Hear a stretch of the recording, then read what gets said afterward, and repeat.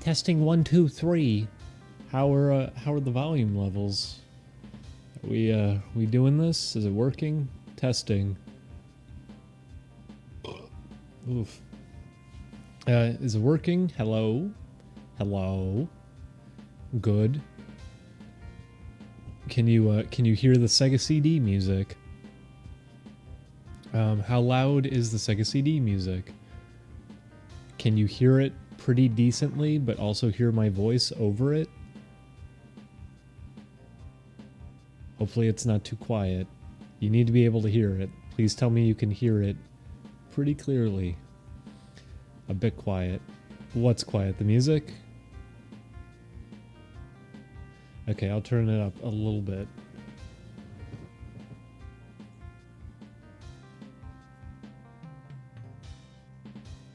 Okay, how's that?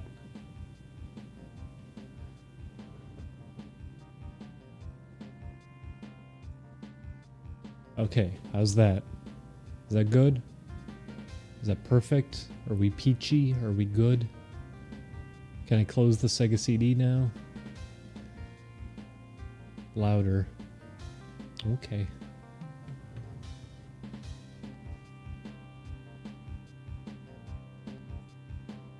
How's that? Are we good now?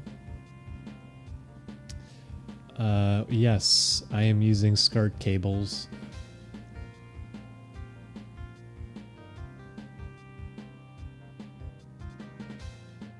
So this is the actual hardware. I'm not emulating it. This is we have a CDX hooked up. Wild Woody is right there. And I'm using SCART cables for anyone wondering about that, because the FrameMeister really does not like the Sega Genesis if you're just using standard composite cables. I don't know why. I really don't know why. It hates it. You'll get like a rainbow pattern on screen that just fluctuates violently. It's awful to look at. It's why we ended up with what was it? Uranium Girl? That's why we ended up with that. Because we played at the office on their Genesis through the FrameMeister, and that's what happened. But no, I purchased SCART cables. I got a converter, did all of that. So gonna be seeing some nice quality capture here. But one sec. Just gonna turn the fan on while I play. Hopefully that's not too loud. It sounds pretty loud, actually. Is it picking it up very loud? Hopefully it's not that loud. Give me a heads up if it's loud, and I can just turn it off. It's not too bad. Can you hear the Sega over it?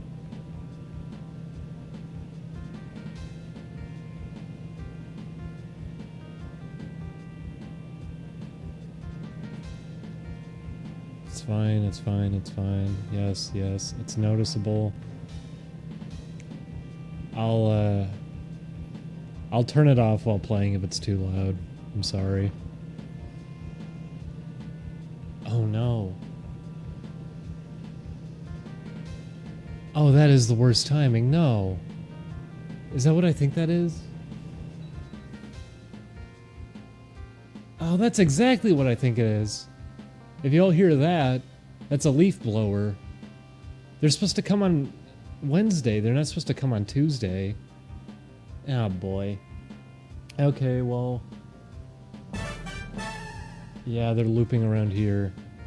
Maybe I should put Wild Woody on hold and play something else first. Every single week, it's supposed to be on Wednesday, the neighbors have leaf blowers going. And I guess that's happening today. Yep, here they are. They came just in time for me to start up the stream. Hopefully it's not that loud. Oh boy.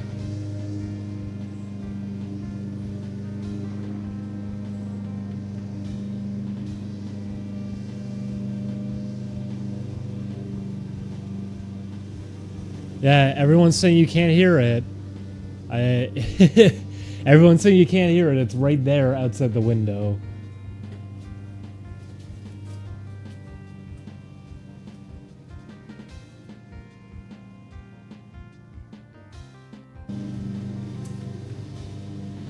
Man. Okay, well, we're gonna wait a little bit before I start Wild Woody. Then I'm gonna wait it. I'm gonna wait them out. It's loud. I know, it's very loud. They're right outside the window.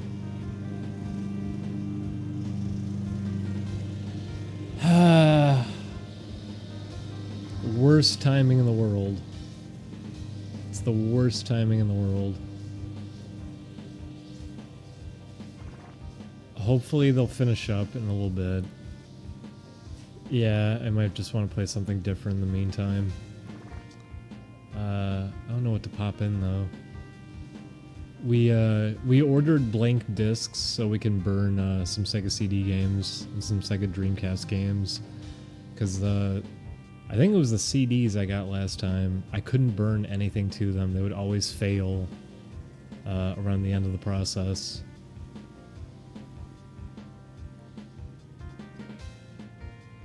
But this is not a pirated copy of Wild Woody. This is legitimate. Our good friend Amin sent us it. I hope they finish up out there, because now I'm impatient.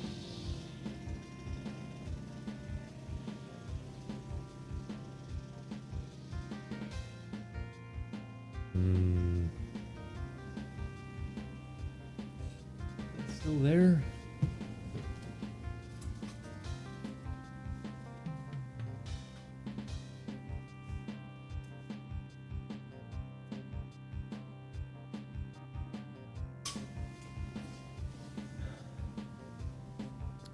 They might have wrapped up. They probably didn't. Usually when they come out to do this, they're usually out there for hours on end for some reason. So let's turn this on.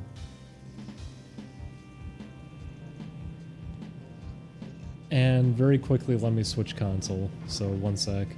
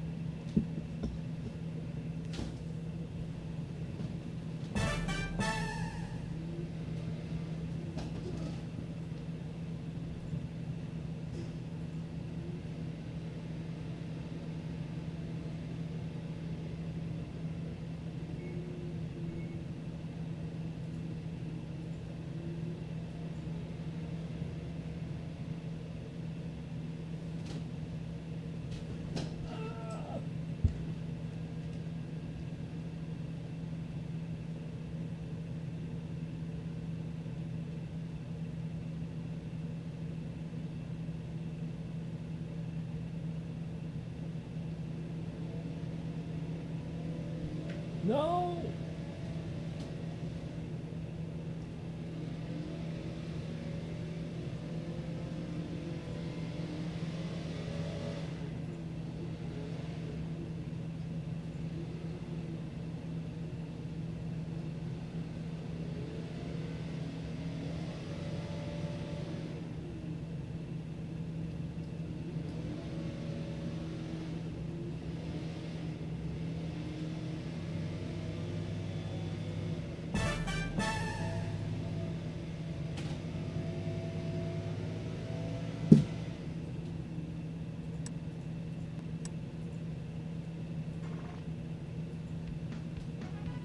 Okay, hello?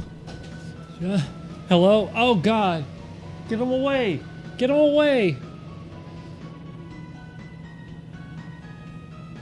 Okay, hi everybody. Oh. Hi everybody. We're gonna play Umihara Kawase. Kawase. Umihara. Little girl with the fishing hook. And we're gonna play this until the stupid leaf blowers go away.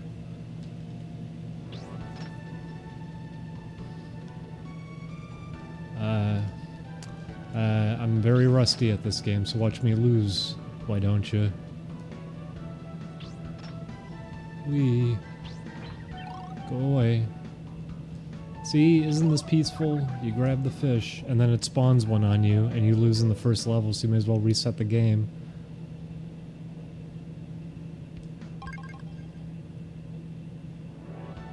There's never been a streaming schedule, I just stream whenever. People always say I stream too late, so I'm streaming earlier now, today, which was a bad idea because there's leaf blowers. There's always some kind of noise outside, so it's difficult to figure out when to actually stream.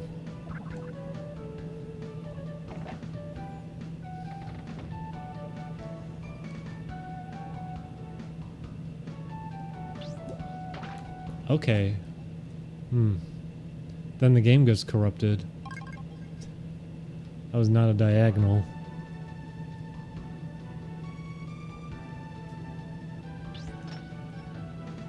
What the hell are you talking about?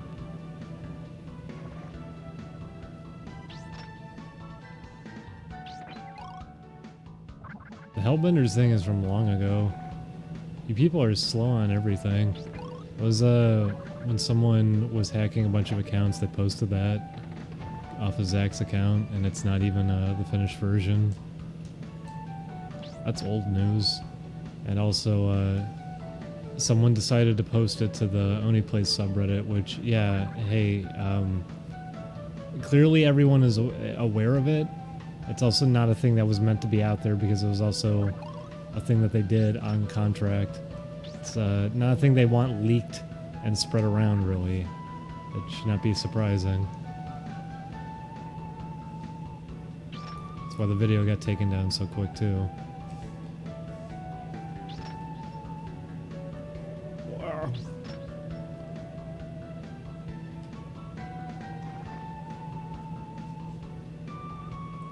I'd like to see a Star Fox 2 stream sometime. I'm assuming the SNES Mini just uses the ROM file that's already been out there.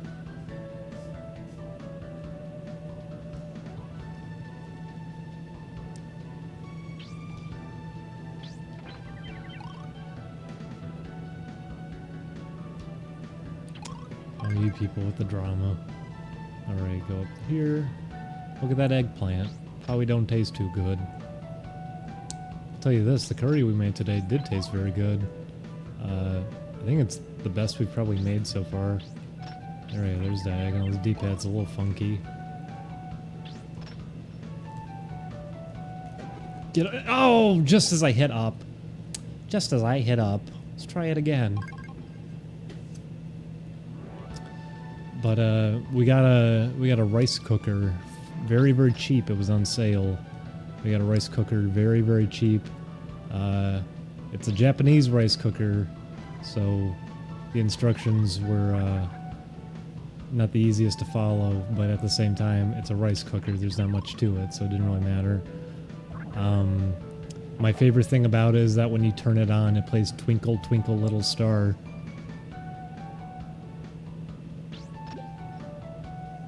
I really like how those little, those cheap little speakers always sound on the little digital speakers they do for Japanese products when they play jingles and everything. They do it for answering machines over there still.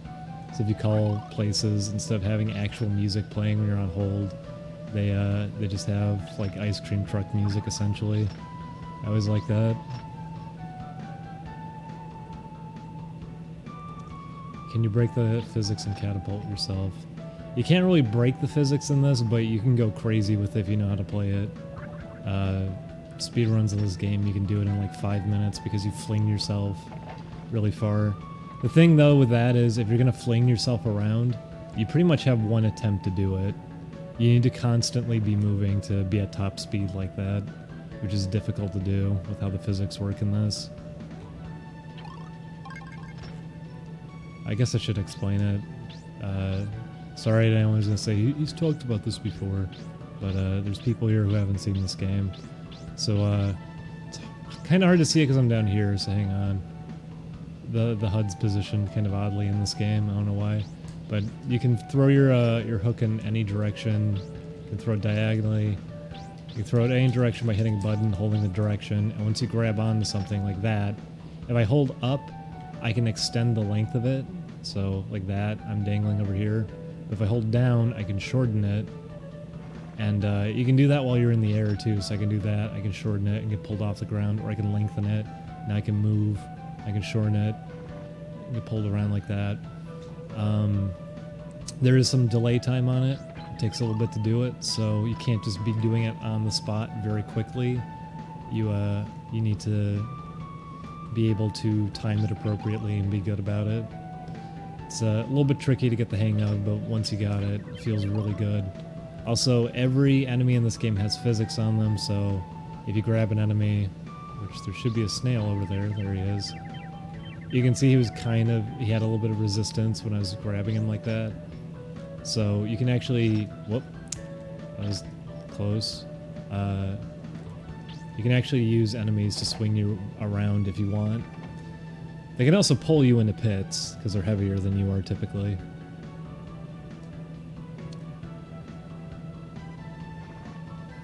But it's a really fun game. It's really enjoyable. It's a fun series in general. If you're gonna play them though, I recommend playing the first two. They did one on 3DS, which is not that great. It's just okay.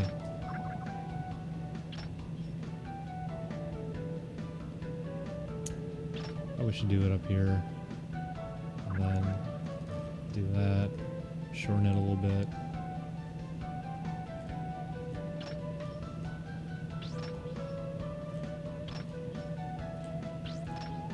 There we go. Hey, that wasn't too bad.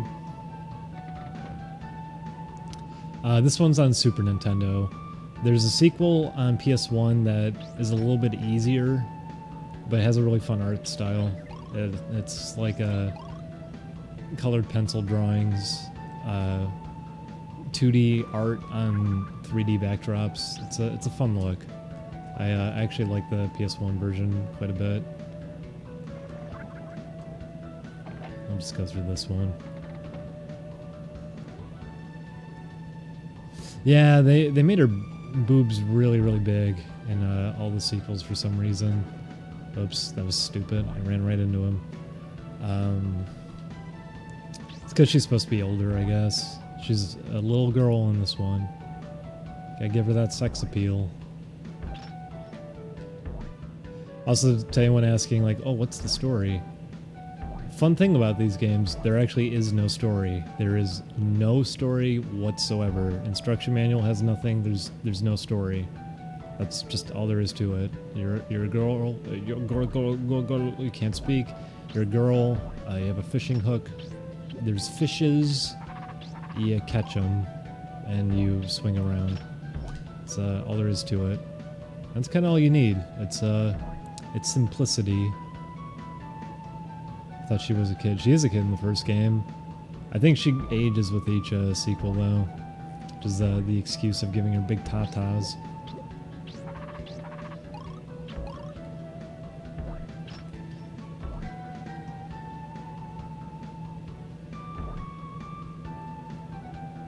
But it was I think it's a small studio that made this one. And sadly, they went bankrupt after this came out on Steam a while back. And it actually became a really rare game to have, like, Steam codes for, because barely anyone got it. No one really knows what this franchise is. Barely anyone purchased it. They got taken down after, like, a month because they went bankrupt right after. But they're all back on sale now on Steam because a new company now owns the rights to this. Oh boy. There we go. Just barely got away.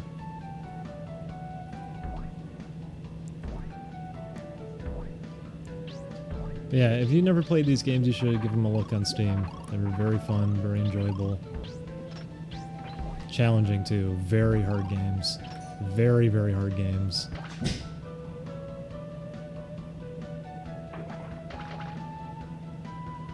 I wish I didn't die the first time to him, but I'm doing okay.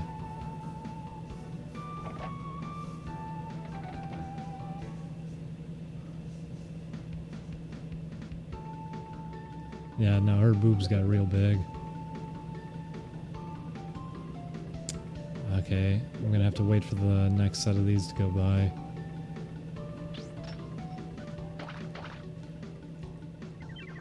Oh! That's what I was worried about. I timed that wrong. This level sucks for that at the beginning. I could have saved some time by just having it ready. Because these guys can bump you back. And I screwed it up again, wow. Holy cow. Okay, I'm gonna lose all my lives here like a moron, aren't I? This one usually doesn't give me trouble. There's always something new. Well, let's get killed again, why don't we?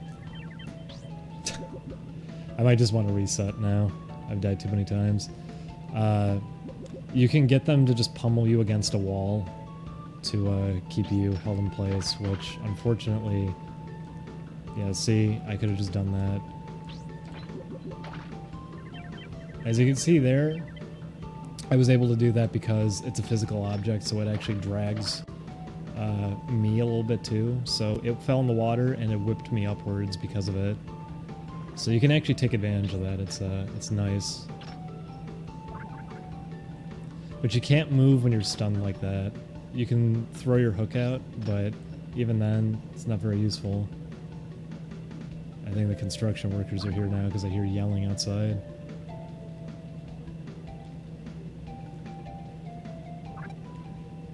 Let's see what they're fighting about.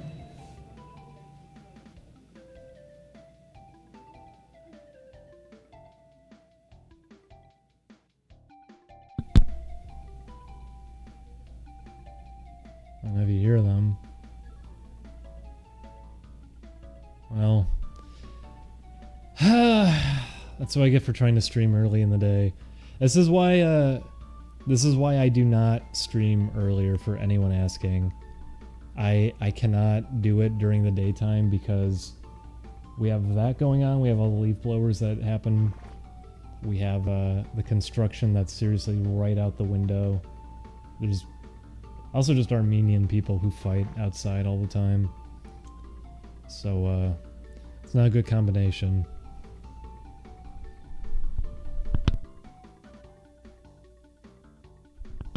There we go. Anyways, back to this. It's a shame I took so many deaths by being a moron at the beginning. Oh well. What are you gonna do?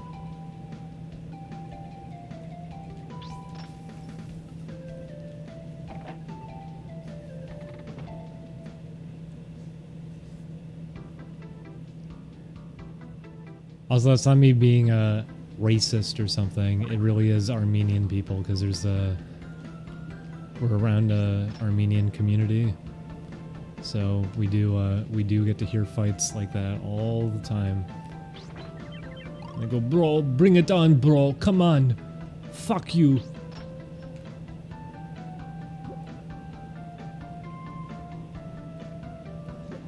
I think I said before, Julian filmed a fight that happened right outside the window, and then they looked up at him because they were fighting.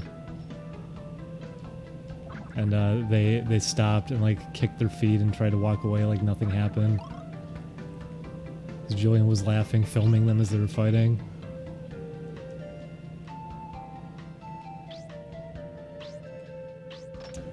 I'm really bad at this one.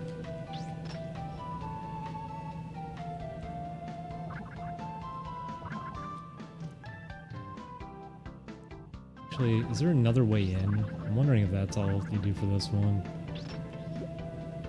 Wouldn't that be funny? Oh, okay. Well, that wasn't funny, I'll say that. Quit spawning enemies! Jesus Christ. Do we have enough random spawning enemies? That's another thing about this game, by the way, is those little smoke clouds that are appearing. Those are enemies spawning randomly. It's the one thing I don't like about this game, is that enemies will spawn in locations you're currently not I'm gonna... Oof. So you can get killed by a random spawn sometimes, which is really obnoxious. I don't know if I can save this now.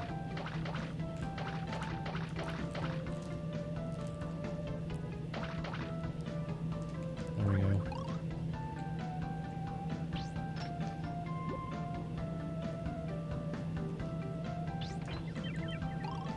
Got it.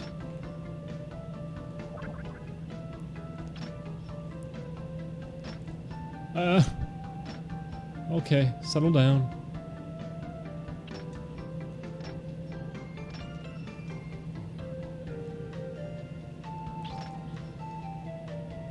There's no entrance from down here, is there? No, that was wishful thinking. Yep, there's no entrance from down here. That's what I was hoping for, is that there's like a secret entrance down here.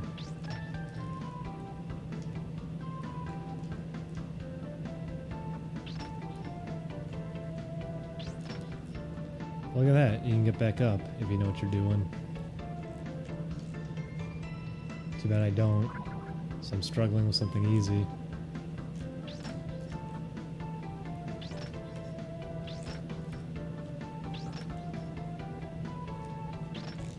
Oh, I almost had it. There we go. See, you can get back up. Not a big deal.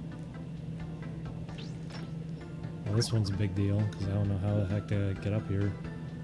These little ledges like this, these are actually hard to kind of exploit physics to your favor to get over them. This eel is going to stick around a little bit. There we go. Yeah, the random enemy spawns can be very annoying. They disappear after a little bit, unless they're a snail, and that's the worst of it, is that snails do not disappear. If a snail randomly spawns in, it's there forever, which gets really irritating sometimes. From what I remember, there's only a one up there, so I don't need that. Dream Daddy looks terrible. I know, I was saying. But y'all didn't believe me, did you?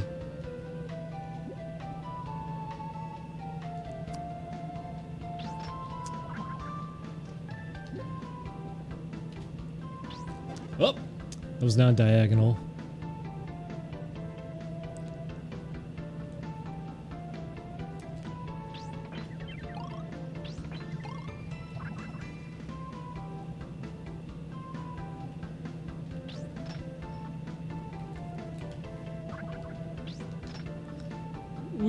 Oh god!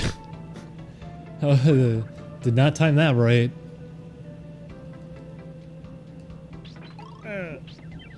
Ow.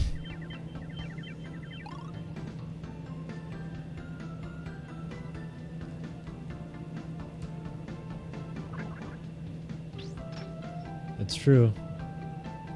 I am a homophobe. Every morning I look in the mirror and I go, aye.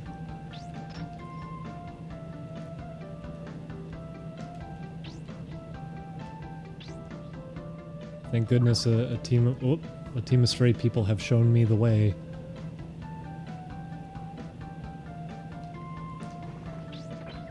Uh-oh, well, that's no good. Oh boy. Ow.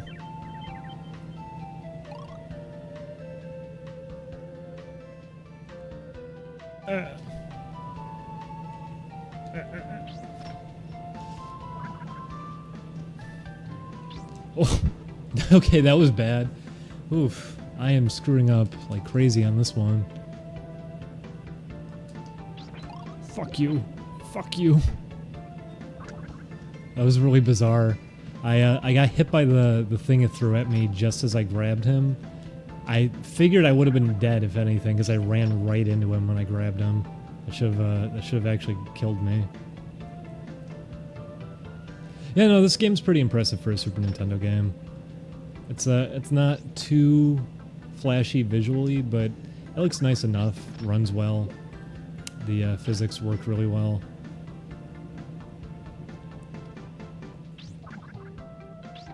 Get out. Ouch. It's okay. There was a snail that was gonna spawn there to kill me. Ow.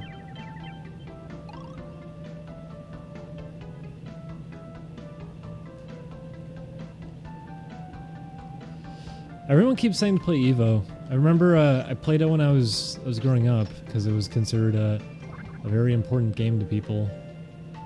It's a cool game. It's a neat idea, but its combat can be very frustrating at points.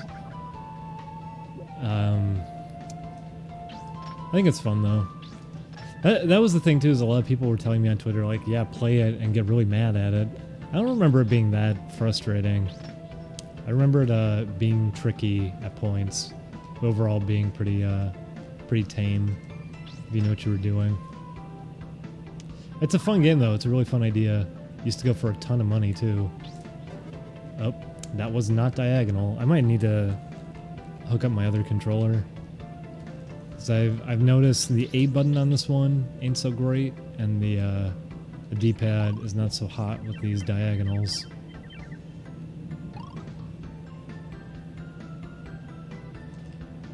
Never see a Puyo Puyo Tetris stream. I'd love to do it. I don't own it though.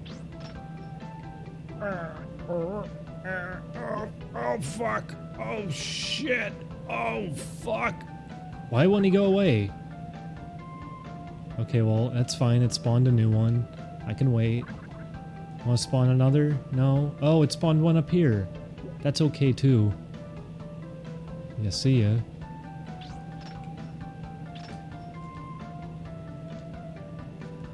There we go. Why is this giving me so much difficulty? How dumb am I? Okay, swing a little bit. Whee! Okay, I made it. Too bad I'm out of lives, so I'm gonna have to do it again.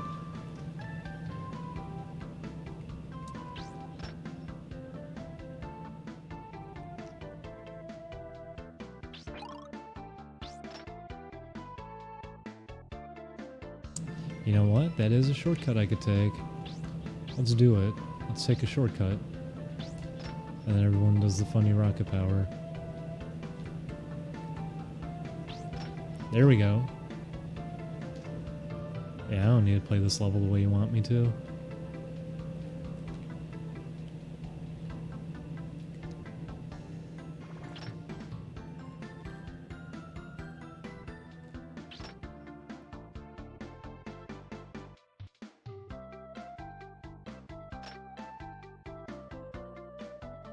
There we go. Yeah, whatever. I don't care what your level was. I care about that, though! Well, time to do it all over.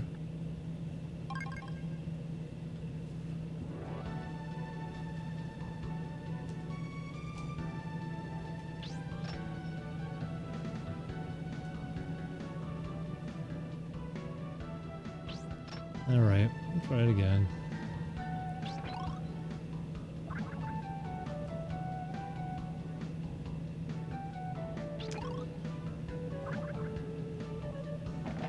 Yeah, no, seriously, anyone who's never played this, do yourself a favor and pick it up on Steam. It's probably cheap.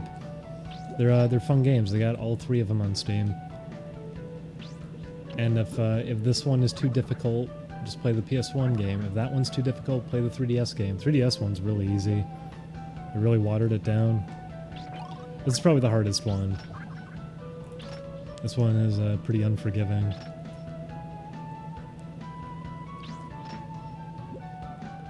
Please let me up. Thank you.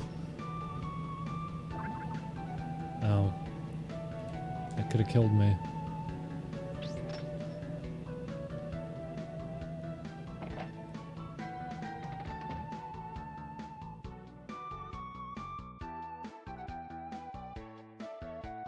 I don't know why the HUD is positioned the way it is, where it's not at the top and bottom of the screen. I actually don't know.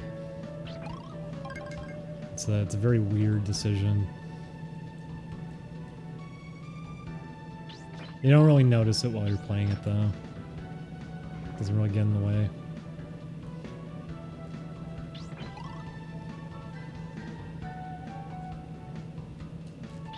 Okay, that was close.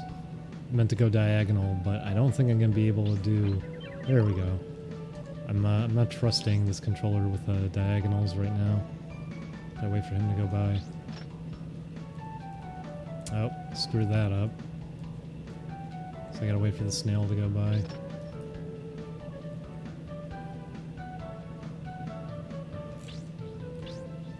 I'll just do it again.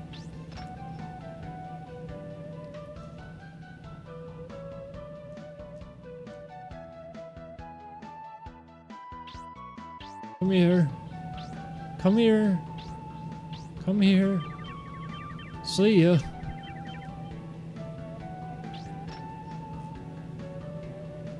Oh.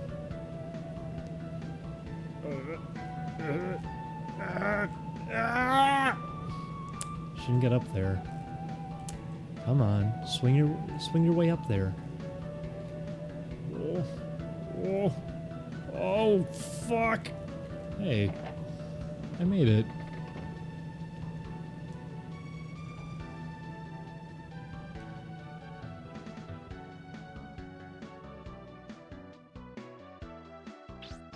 Let's just take a shortcut, why don't we? Yeah, we could play this level the normal way. We can do this and just go through the bottom like a dumb idiot.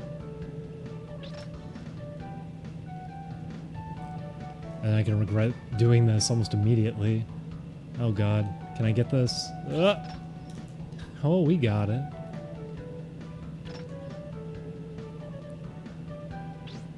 Okay. Well, that's what I get. That's what I get for going straight up instead of diagonal. I should have went diagonal there.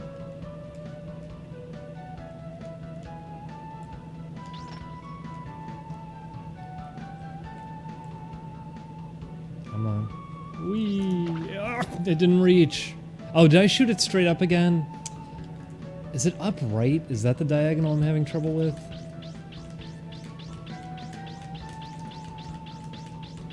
Occasionally, yeah. Having some tricky times with that one. Come on. Whee! And to think I could have saved a bunch of lives by not doing this. But I live for the thrill.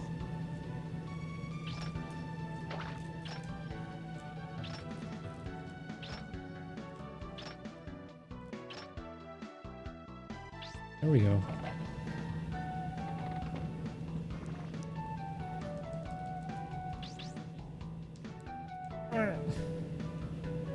Give me you. Oh god. Give me you too.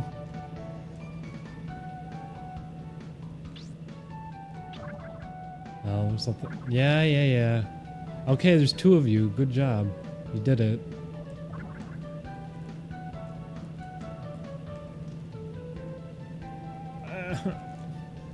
This door stinks. I hate it.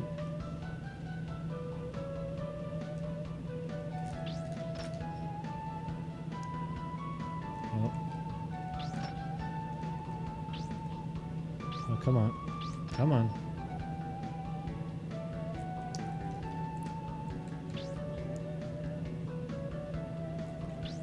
Oh. I'll get up there.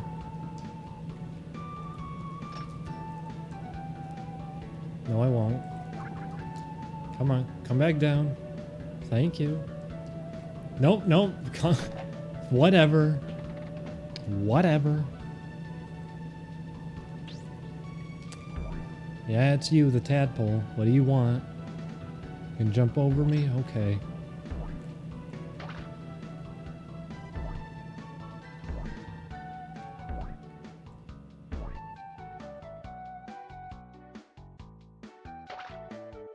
Ow. The water's icky. Oh, okay, hey. Not bad. Now give me your frog baby.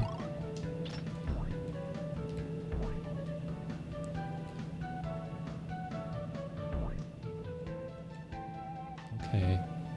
Yeah, scoot your way over. Turn around and leave forever.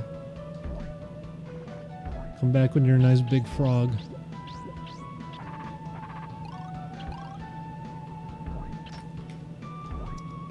He would be. He's a very big tadpole.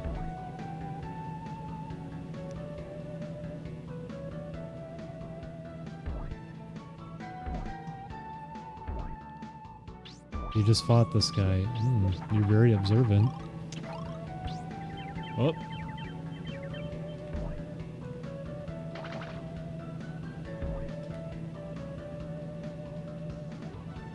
Sorry, that was mean to say that. Also, apparently when I make jokes like that, it's considered whining to people, so I'll try to hold off on that. Someone got very mad today because I made fun of people who ask us to keep switching games but then get mad after we do. Ouch. Oh, got it. Owie. Oh, no, that's fine. I don't want to see him. It's alright. Yeah, go ahead. Okay, bye. Ow. There we go. In I go.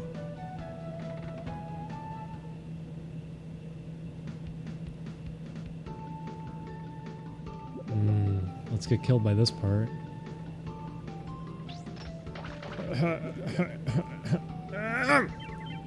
Hey, I made it.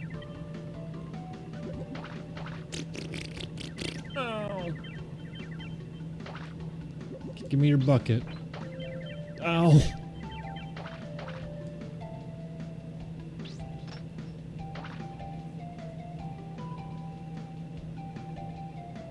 Streamers being salty is my favorite thing.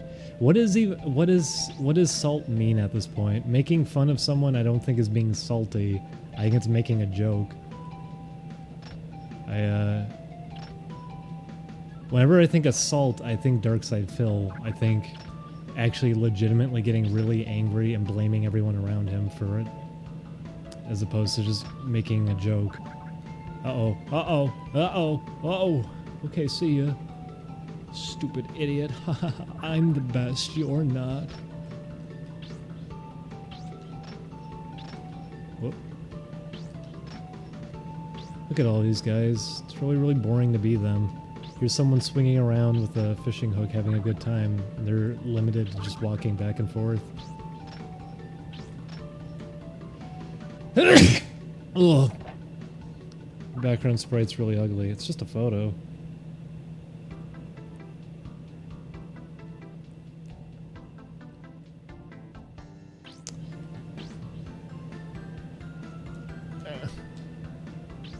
Okay. Oh, I didn't jump! That was stupid of me.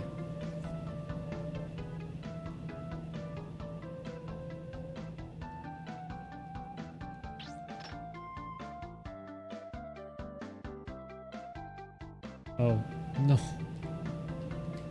Hey, I did it. Okay. Now you get out of here.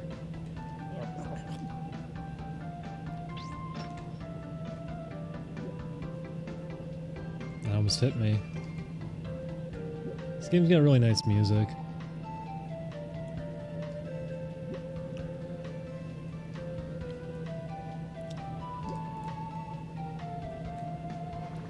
I need to swing better than this. Oh, I hit the hook just above him, I guess. Okay, so that head of his is very misleading. You do not hook his head. I was annoyed. Well, still, at the same time, someone said you just fought this boss, and I jokingly said that they hadn't really been paying attention. I don't think I don't think that comes off as annoyed. I don't know. I very seldomly get annoyed during streams. When Wild Woody, I think was the last time I really got angry during a stream. That was the worst. I don't think making little quips like that is assault. I don't think if you make a joke about somebody or do something like that, that it's it shouldn't read as irritation, at least because it isn't. It's just making a dumb little joke.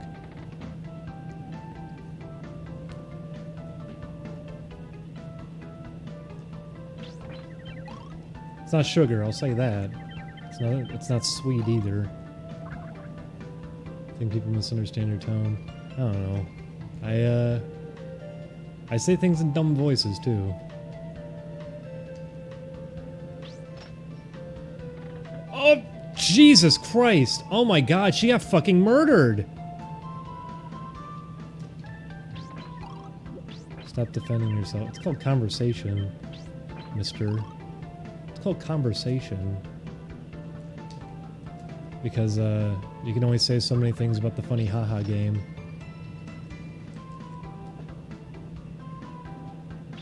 Okay, you do that. And then you fucking die! Oh. Her poor little feetsies got cut up. Those are X-Acto blades. Oh God. Those cut real bad.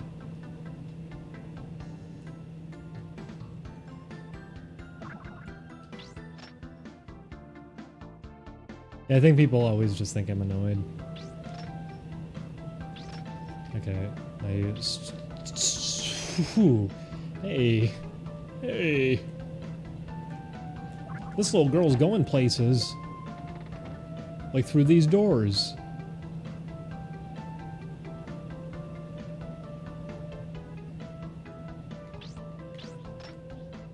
I think the way you're thinking is stinking thinking. Okay, so let's not play the level the way that they want. It's... Oh God, she needs to settle down. Please calm down. This little girl.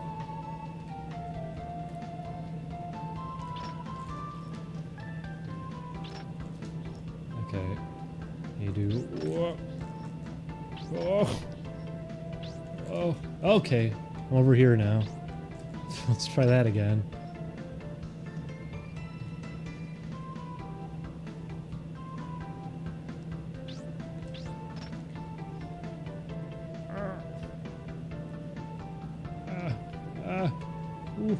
Wee. Ah. Okay. See, look at that. She's gonna make it.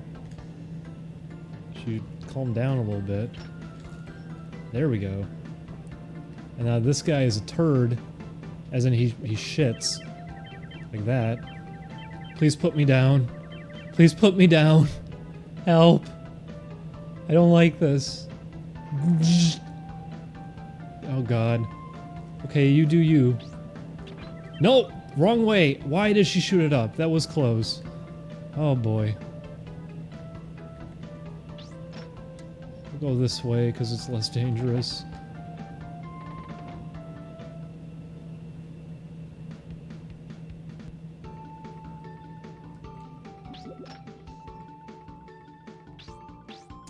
I forgot, this one's actually very, very hard to do. Because it makes you think you can do it, but you can't, because you hit your head. Oh! Whoa! Ho, ho, okay! That's a really hard one to do. That was just good luck. That was good luck she actually happened to climb it. Oh my God. I was not expecting that to happen. That's never typically that easy. Well, well, well.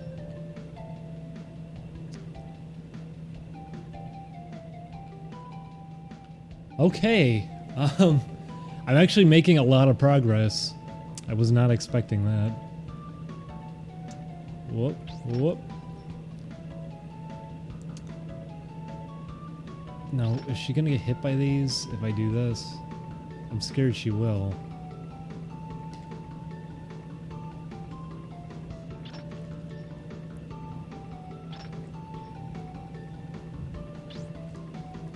that was bad.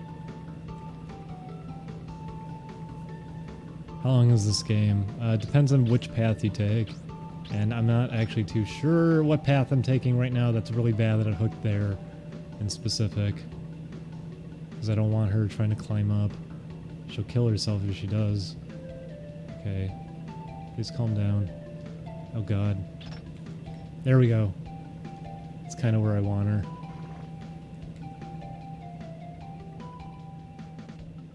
You droop down a little bit. Whoop. Nope, that's bad.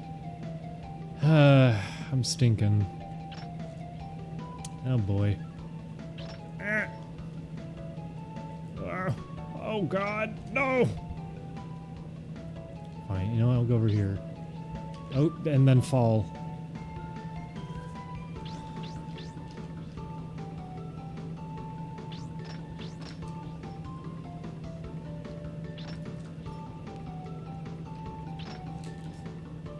Okay, let's see if I can do this the way I need to.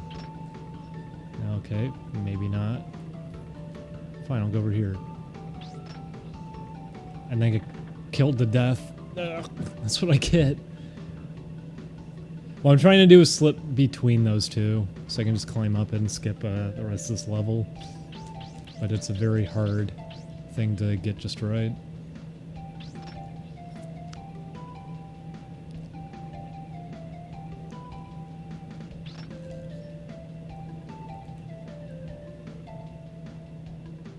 She hit her little head. Come on. Quit hitting your head there.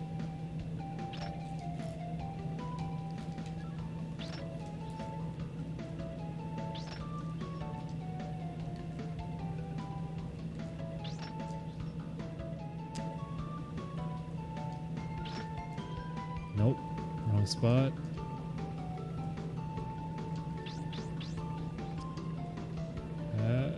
I'm really getting these just wrong. Okay, and hey, there we go.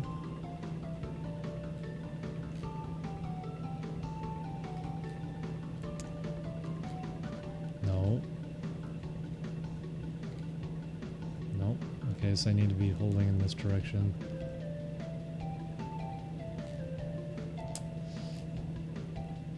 No. Nope.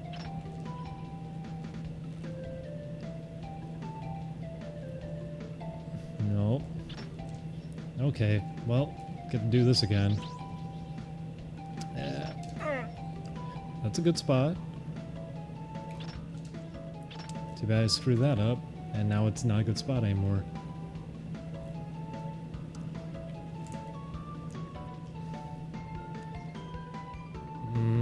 Come on, get on the other side. Oh, and I get to do it all over again.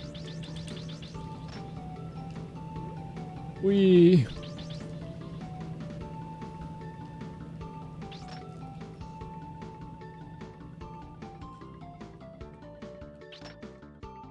My god, I am really struggling with this.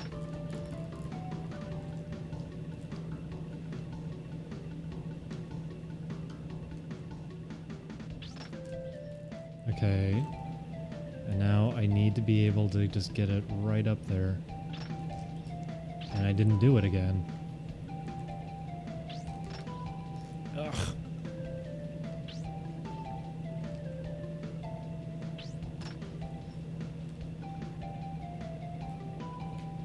Oh, no, come on. I'm starting to think this might not be very possible. I've just been wasting my time. Now, there's another way to take. I'm doing this because it's a safer way to go, but I only have so much time left now.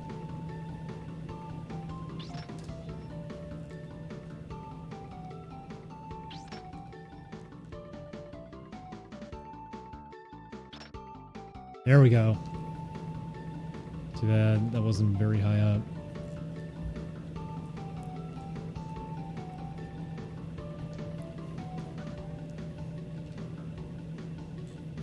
I don't think I'm going to be able to...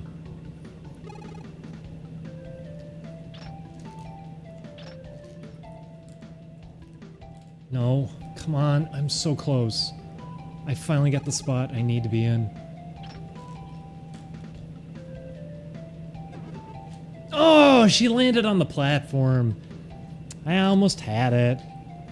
Oh well, let's just do the level normally.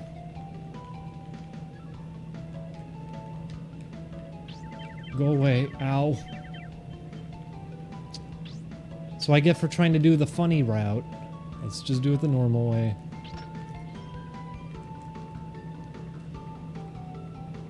You shoo. I hate those little guys. They're turds. Oh, they have little feet. They got little feeties. They walk away. Oh boy. They settle down.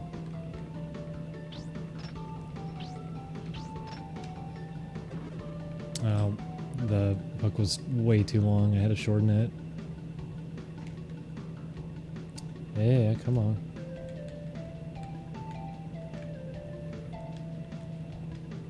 What do you want? What do you want? Get down here! Thank you. You're gross.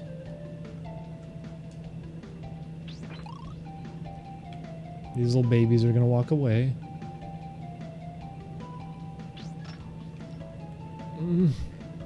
Okay, I shortened it just enough in time. Oh god. Wow. And there was a trap right there I wasn't even aware of. So that thing falls on you when you come through here. I didn't even know. That would have been really bad. Now I gotta wait for these to stop spawning so I can even get up. Okay, go away. No. No.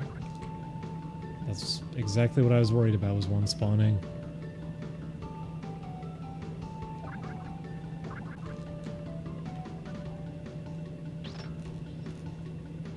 Okay, please settle down.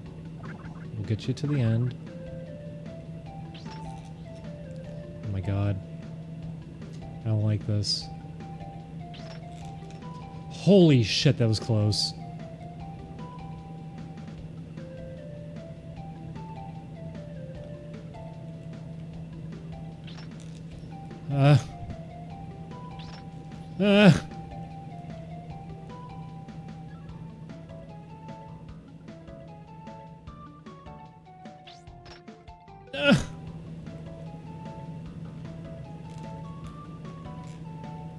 Please climb over.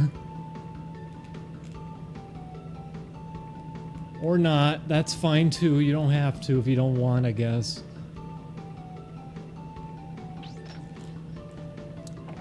There we go.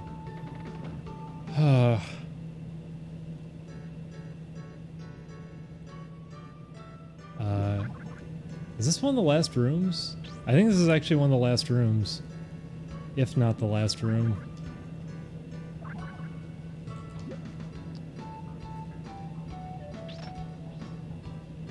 Oh, I can't go down here. Oh.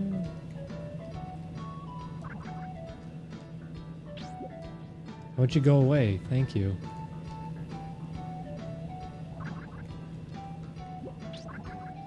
That's gonna hit me, isn't it? Yep.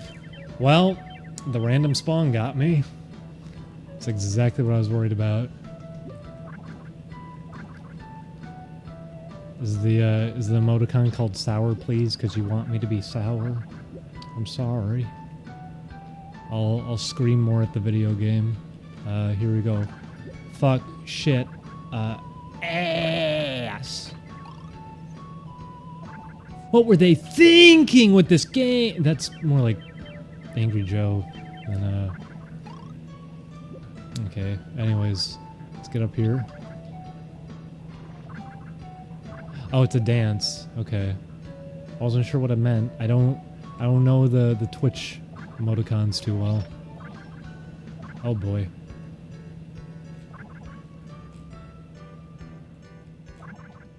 Come on. You know what? Here. If I jump up for you, are you... She's gonna get fucking killed. No, no, no, come back down. No, come back down! What are you doing? There. Oh my god. Okay. Now you do that.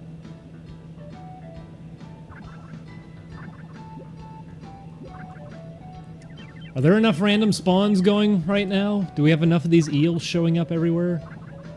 I don't think we have enough random spawns. I think we could use a little bit more. That's how I feel.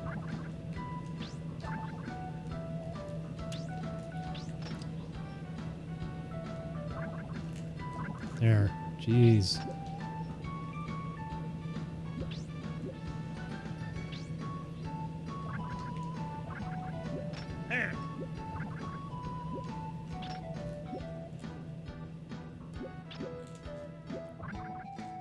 Oh. There's no point in going up there anyways. Ow. Ow. You throw another one. Ow. Throw another one. Ow. You done? No, now you got a friend who I have to wait for. Go ahead, throw another one. Okay. Ouch. Oh, you have another friend. Okay, I'll wait for your friend to go away too. Okay, you have 3 of you. Yes, okay, I get it. There's 3 of you now. Can you go away so I can come up? Okay, there's only 1 of you. Oh, now there's 2 of you. Well, something's gonna have to change here because it is just not gonna let me have opportunity. Oh no. She did not grab that ledge.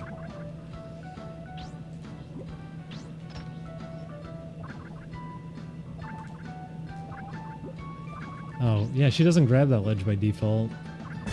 Okay, well, now I know. Oh, that's a shame. But that was the wrong one, too. Okay. Can we spawn some more? Can we have more eels, please? Yeah, thank you.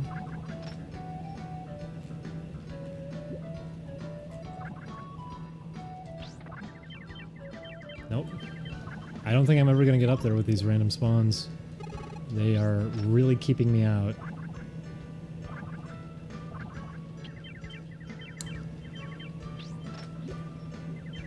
Nope, can't do that. Gotta wait for these 2. And I went right into him. Gotta do it all over.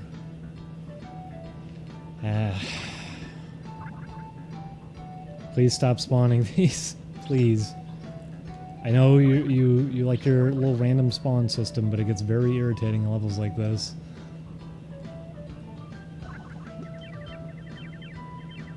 Is this game over? I believe it is. Unless I can somehow save myself off this, which I don't think I can. I'm gonna get hit by them. Yep. Gotta do it all over. Oh well.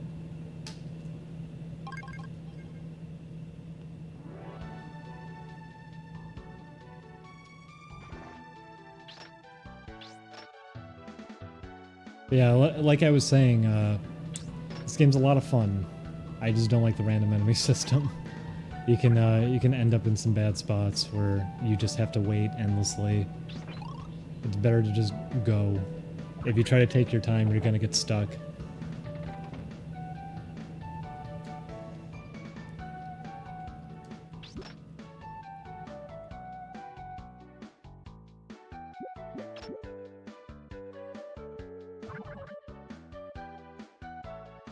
Well, this game is called Umihara Kawase.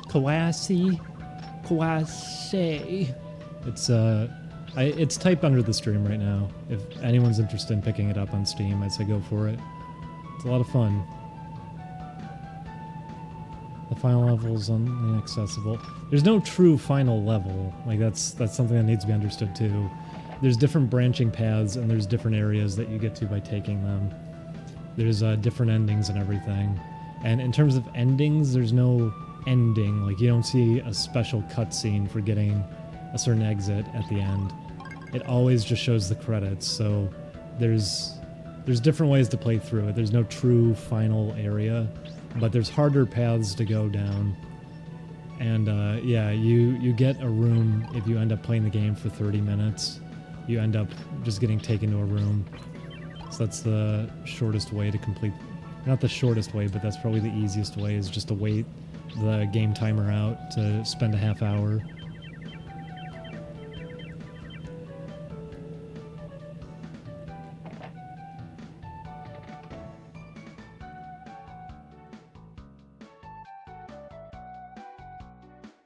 Oh, what am I doing? I don't need to do this. Oh. No. Come on. Okay, we'll use this one. I guess I can't reach that one. Whoop. Oh.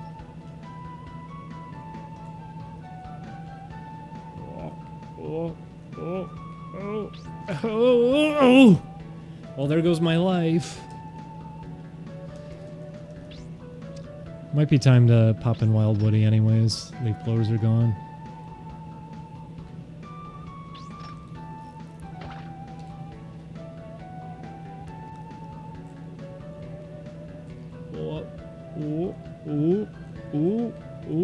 Ooh, that was awful. I didn't even extend the rope.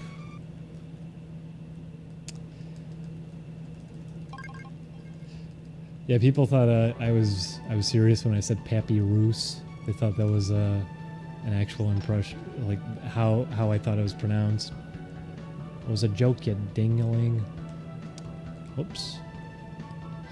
Gosh.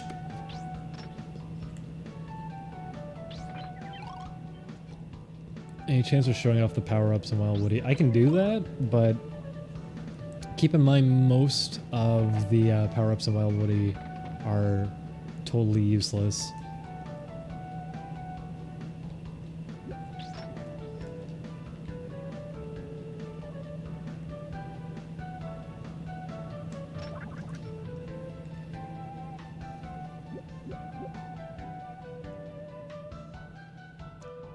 Okay, here we go.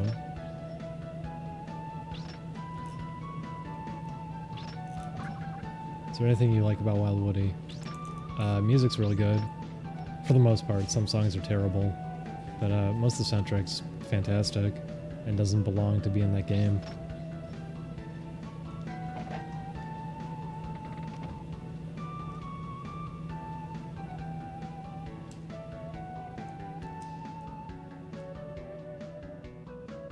If you want good Wild Woody music, look up Minotaur Maze is pretty good, Mount Olympus is alright. I forget what the second power plant level is called. That one's actually really good. That's because that was not even written for the game. That was just a song he already had written, and he just used it in Wild Woody, and it's a more cleaned up version of it. It sounds really good. It's the one after Dark Power Plant. I forget what it's called, but that's the good one. You winning? No. How are you, Julian? I'm doing okay. Just gonna get food. You're gonna have more curry? Nah. What are you gonna have? I don't know. Let's do some food. Julian, but we made so much. Well, then again, a bunch of that's for Ryan, isn't it? Do you know when he's coming? Nope. Uh-oh.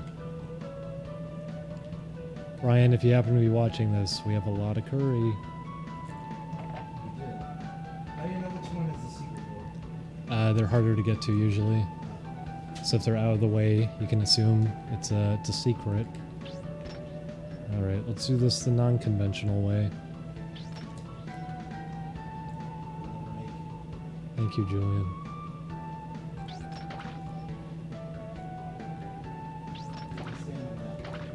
No, you can't. No. Oh, you did it. This little girl's got attitude. Do your Zordon. Do you mean my sword? Do your I Zordon. don't do sword. That you I don't do that. Oh, the random spawn got me. I don't do Zordon. Says no one may know that you are powerful. Oh, I didn't even jump there.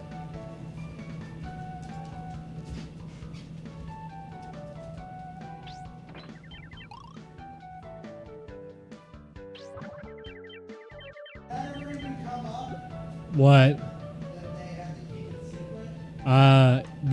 say it, but no one ever really cares except for Bulk and Skull at one point, and it doesn't go anywhere. Then Bulk and Skull become junior officers. No. Because it's based off Japanese footage. They can't do that as a subplot anyways. Because they were going to do something with Bulk and Skull, and then they become junior officers because they were trying to pitch that as a secondary show. Which didn't happen. I'm so happy that everybody shut up about the Power Rangers movie after it came out. I know, it's like it wasn't a good movie or something.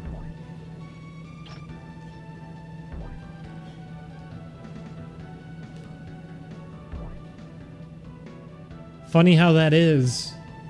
A lot of people will bring up these things and say, you know, it's pretty good for what it is, and then they don't talk about it a week later and never speak of it again. By the way, for everyone who forgot, there was a Power Rangers movie this year.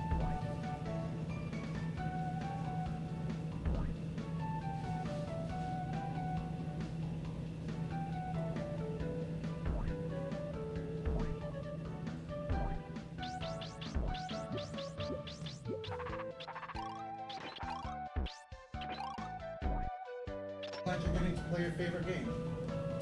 Oh, Julian. Julian, are you eating the chicken that's for Ryan? There's 2 more pieces in there. Well, if he wants more, we're just gonna throw more rice at him? I guess that's what we'd do. The chicken turned out great, though. It's very, very crispy. Uh-oh. Uh-oh. Come here. Oh, God. He fell right in. No! He's floating! That's not supposed to happen. Oh, God. Stop! Oh, no. I'm sorry. It's okay, Julian. Alright, I think it's time to switch to Wild Woody anyways. The leaf blower stopped. Before I do, though, let's see if I can get the 1-up extra man.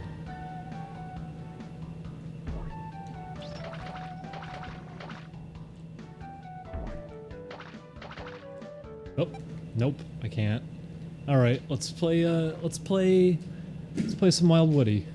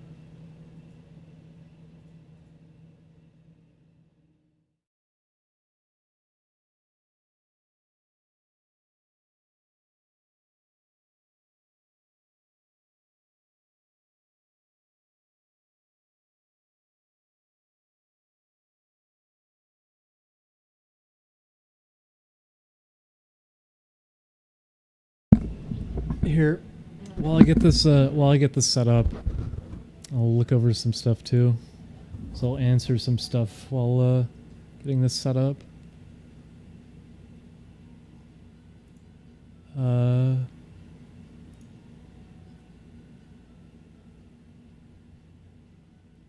hope Julian gets to see this. He probably has already. Julian just ripped open Ding Dong's. Oh my god. They fucking did it. Oh yeah, we played Pikmin. I just wasn't sure if it was gonna go up yesterday.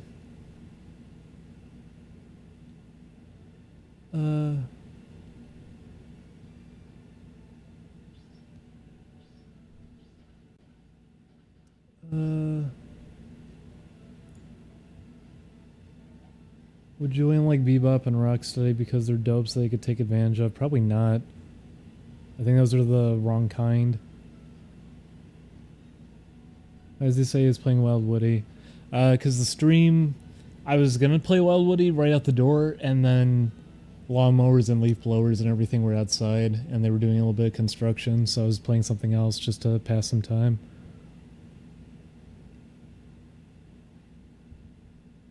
Getting upset that people are saying he's whining. I think I got upset, but okay. I wish I was in your fantasy world. Ever notice how Ding Dong is never near any black people? How do you know? You don't even know where I am right now. I'm surrounded by them. There's a whole tidal wave of them. Favorite DDR song to play or listen to? That is a tough one. That's actually a really tough one. I liked a lot of the songs from Second Mix. I think Second Mix had some of my favorite new inclusions. Third Mix did some good ones too.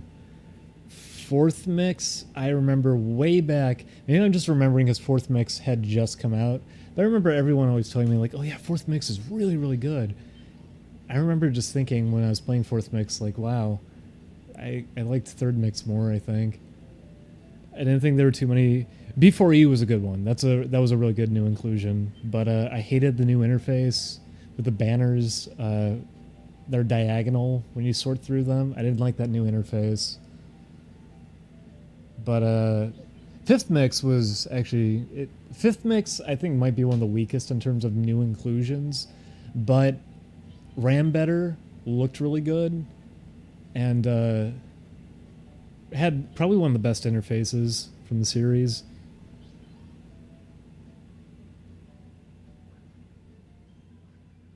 But in terms of favorite songs, that's a hard one.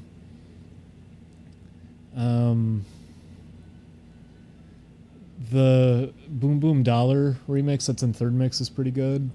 That's a fun one to play. Dead End I used to like, but I don't like playing it because it barely goes to the music. And even worse is the Full Groove Radar mix of it. That is one of the worst charts I have ever seen that came from DDR.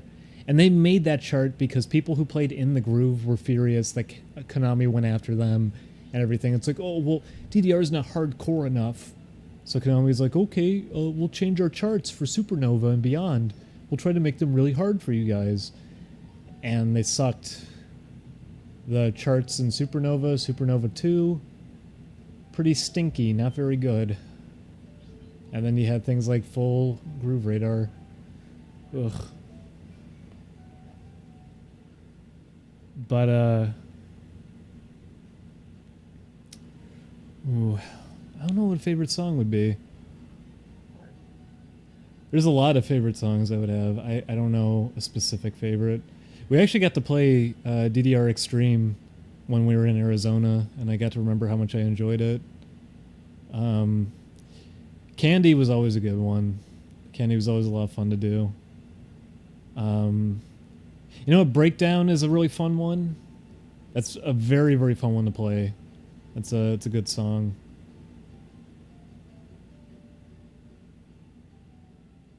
I really liked 19 November from Third Mix is really good. That one's not really fun to play. There's nothing to it, but I like that song a lot.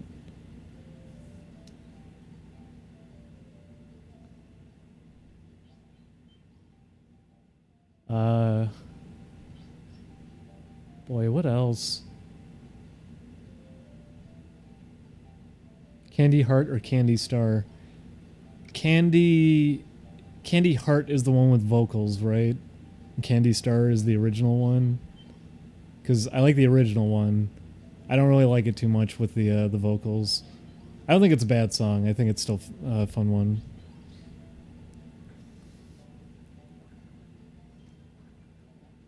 Ghost Babby, stop typing that. I'd like to play Gauntlet at some point with everyone, but I don't know if Chris would be interested. But we talked about that before.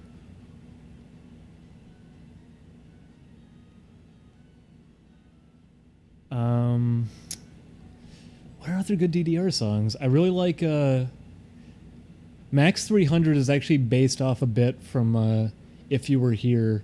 And If You Were Here is not a good chart. It's a really bad chart. The BPM shifts all around like crazy because they couldn't keep it synced up for some reason. It's not a good chart, but I think it's a really good song. That's a really good one from Second Mix. Oh man, my arm's all bruised up and there's internal bleeding. That's what I get for tying bags to my arms earlier. I was getting a whole bunch of groceries earlier and I had all these bags tied to my arm because the straps were ripping.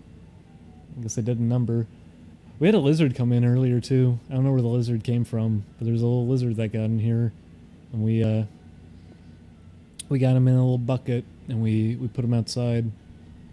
He didn't want to go. He turned around and just sat there. He didn't want to go. He ran right into the bucket too. Julian got behind him to kind of startle him and just ran right into the bucket. He didn't even care. He even tripped over the cable in the room. And he still just ran right into the bucket.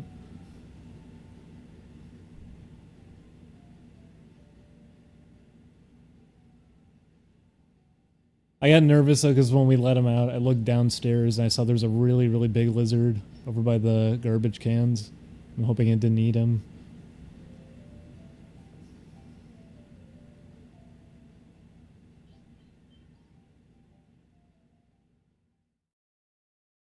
Other good DDR songs. I don't know. I could go on about it for a long time. So I don't have a straight answer right now.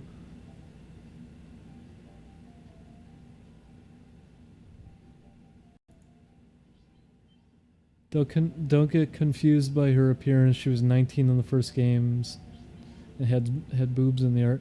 She had boobs in the art, but they weren't as big. Also, there's... Yeah, I guess I am thinking of her super deformed version because that's the one that's on the cover of the box. And she doesn't really have big breasts and she looks very young. I thought she aged significantly over the series, though. I thought she was 14 in the first game. And then the sequel, she was an adult. And then Sayonara, she's 20-something? Early 20s?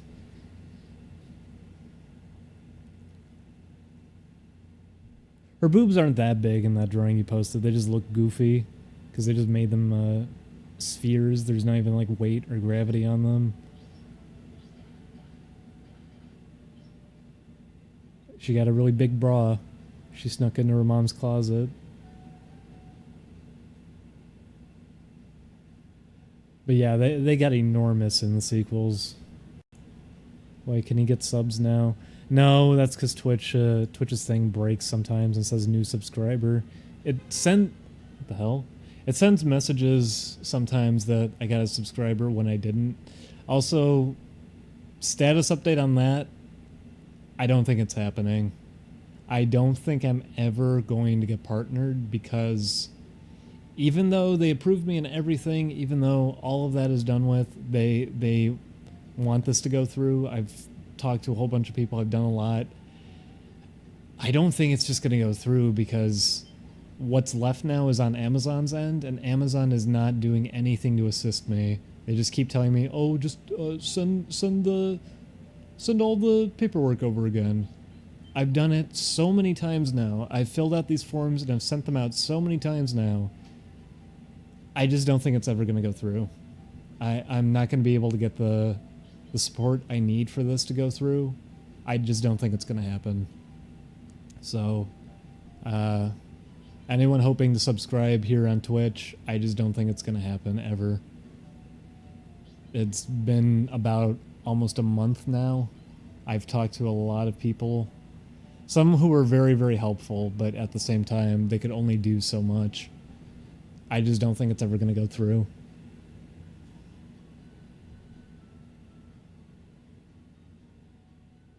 Twitter campaign now. It's not even a thing that Twitch necessarily has control over. It's because Twitch got acquired by Amazon, and Amazon, this is something on their end that's going wrong, so I have to contact Amazon about it, and Amazon is not helping at all. In fact, the nastiest thing that happened was I got an email about it, and they made a pun, and just told me, "Yeah, I know this is probably really upsetting. I saw you contacted a bunch of people, but just keep sending stuff. And it's like, I know you're trying to like have a sense of humor. You're trying to make this friendly and everything, but at the same time, this is really irritating. It's been a month now. Please don't do that on top of it. That's like rubbing salt in the wound. I just don't think it's ever gonna go through. I'm being completely realistic about this now. I just don't think it's gonna go through. I've submitted my proper information God knows how many times now, and if Amazon feels like that's not accurate information, I can't do anything about it. That's on their end. It's not on mine. I went to the length of like submitting my old address and everything too. I submitted every address I've ever lived at. I've done seriously everything I could do. I just don't think it's ever going to go through. So, oh well.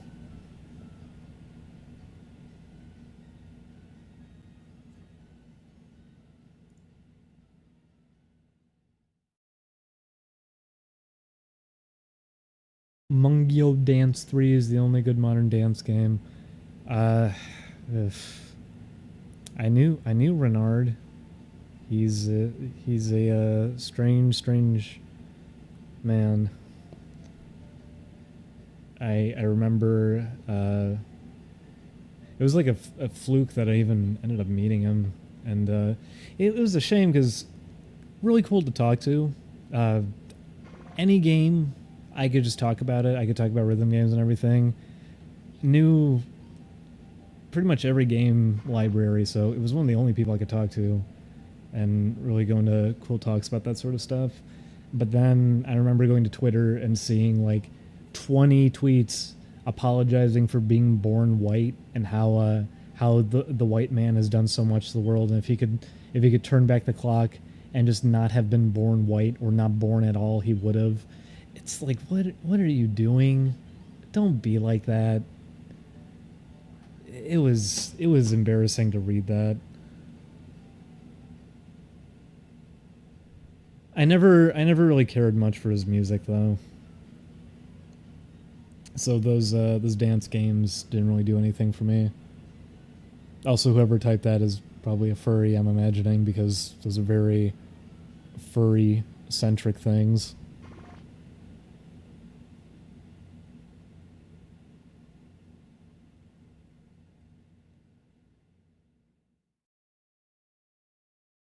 Anything from Amazon Day interest you?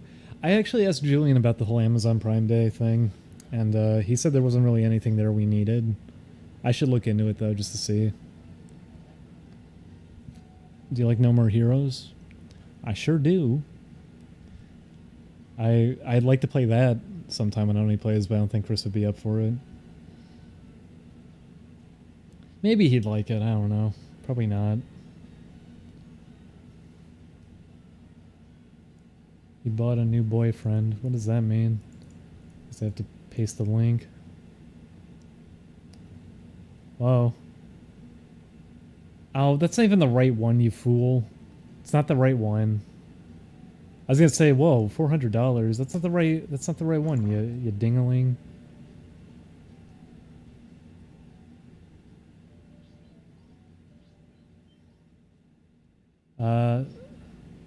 Say an anonymous donator was willing to give you $10,000 and willing to give you $100,000 more on the condition they use the first $10,000 to plan a video game themed wedding with Julian that has to be filmed and put on the Only Plays channel. You get to choose what the video game is themed after. Would you do it? You were getting close with this becoming a reality until you said video game themed. No.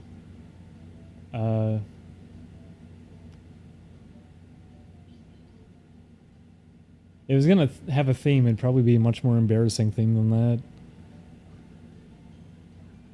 So I'm sorry. You're gonna have to save your $110,000.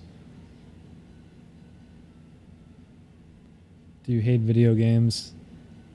I like video games, but people who are obsessed with them can be very obnoxious to be around.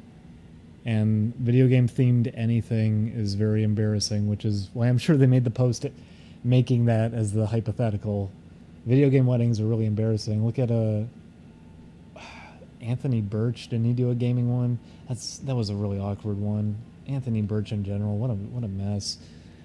But that sort of thing is always really embarrassing.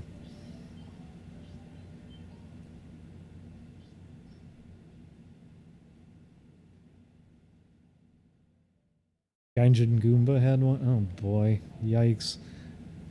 No, it's not a thing I would ever want to do. Julian, on the other hand, though, like it's a thing I can tolerate usually, and some events interest me, like speedrun marathons. That actually interest me, as awkward as everybody can be. I'm interested at least. Ooh, Julian hates anything tied to games. To the point that Julian has always said, like, oh yeah, if there's ever like something you're interested in, I'll go to an event or something, but if it's anything gaming related, I do not want to go to it. Julian hates anything surrounding video games outside of just games themselves.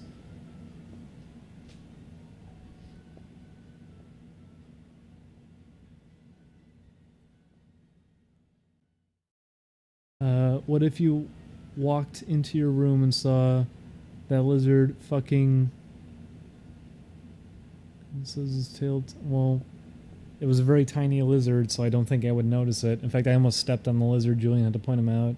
That's what reminds me. Someone sent a video of like a cartoon that they were telling me to watch that I actually didn't end up watching. I still have to watch that at some point.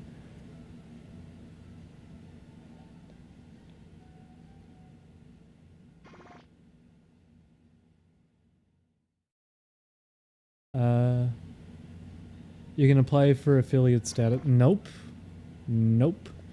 The affiliate process is the exact same one as the partnership process. They changed the partnership process recently to match up with the affiliate process, and that's where my forms are being rejected anyways. It's the exact same process for affiliate. No, I cannot do affiliate either. I've been eligible for affiliate status for months. They gave that to me on their own. But the partnership thing already went through. They just need the forms, and Amazon keeps rejecting the forms. So, like I said, I don't think it's ever going through, and neither is affiliate. That's never going to go through.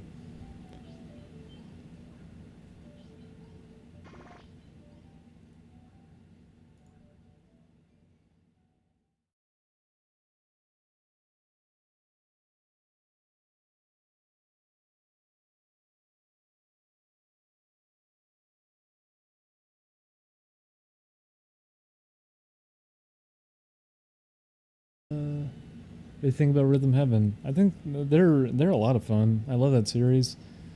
I haven't played the one on 3DS though, which I heard is just a compilation of all the other games with like 2 or 3 new stages added on. But still, I'd like that. I'd like to get that.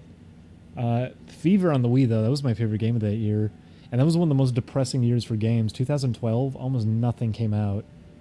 I think the best thing that came out that year was Sleeping Dogs. What else came out? It was a really slow year. Did Halo 4 come out that year? I forget. Even then, that wasn't very good. It was a very, very weak year for games. Almost nothing came out.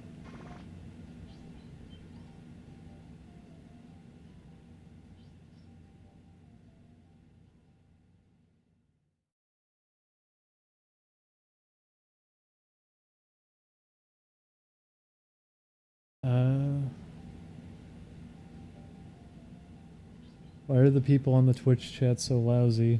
How are they lousy?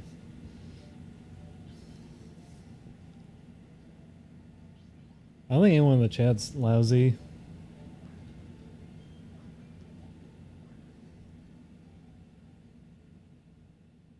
I guess I need to say this now though. If I ever hop into a discussion, it's not necessarily because as everyone in the E-Zone, remember E-Zone, by the way?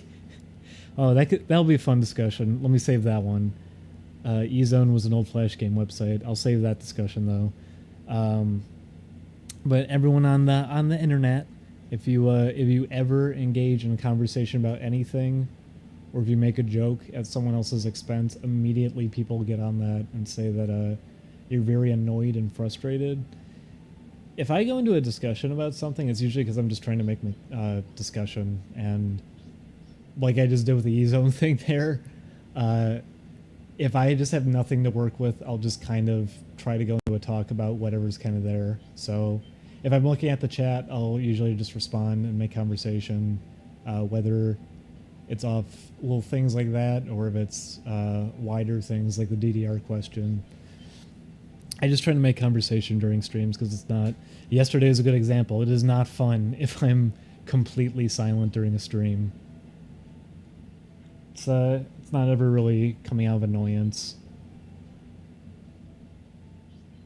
I think I mess up really bad at games I play. I think I do a lot of things poorly. I think these streams usually are pretty hard to sit through. I don't know why people do it, but at the same time, the one thing I can at least say that I'll say positively about myself is that I think I have a lot of patience. I think it's very rare for me to actually get outright annoyed or angry.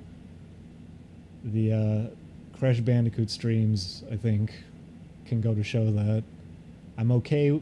I'm someone who's okay with sitting down with something really irritating and doing it for 16 hours on end and not even really having a response to it, which is also a problem because it means sometimes I get overly invested in something that doesn't deserve that much time, which Julian has gotten mad at me about here and there.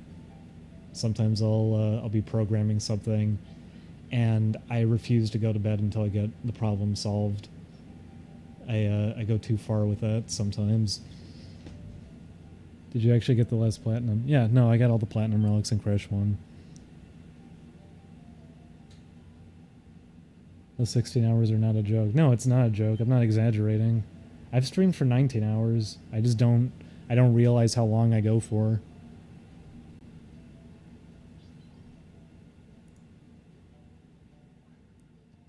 I just like making discussion.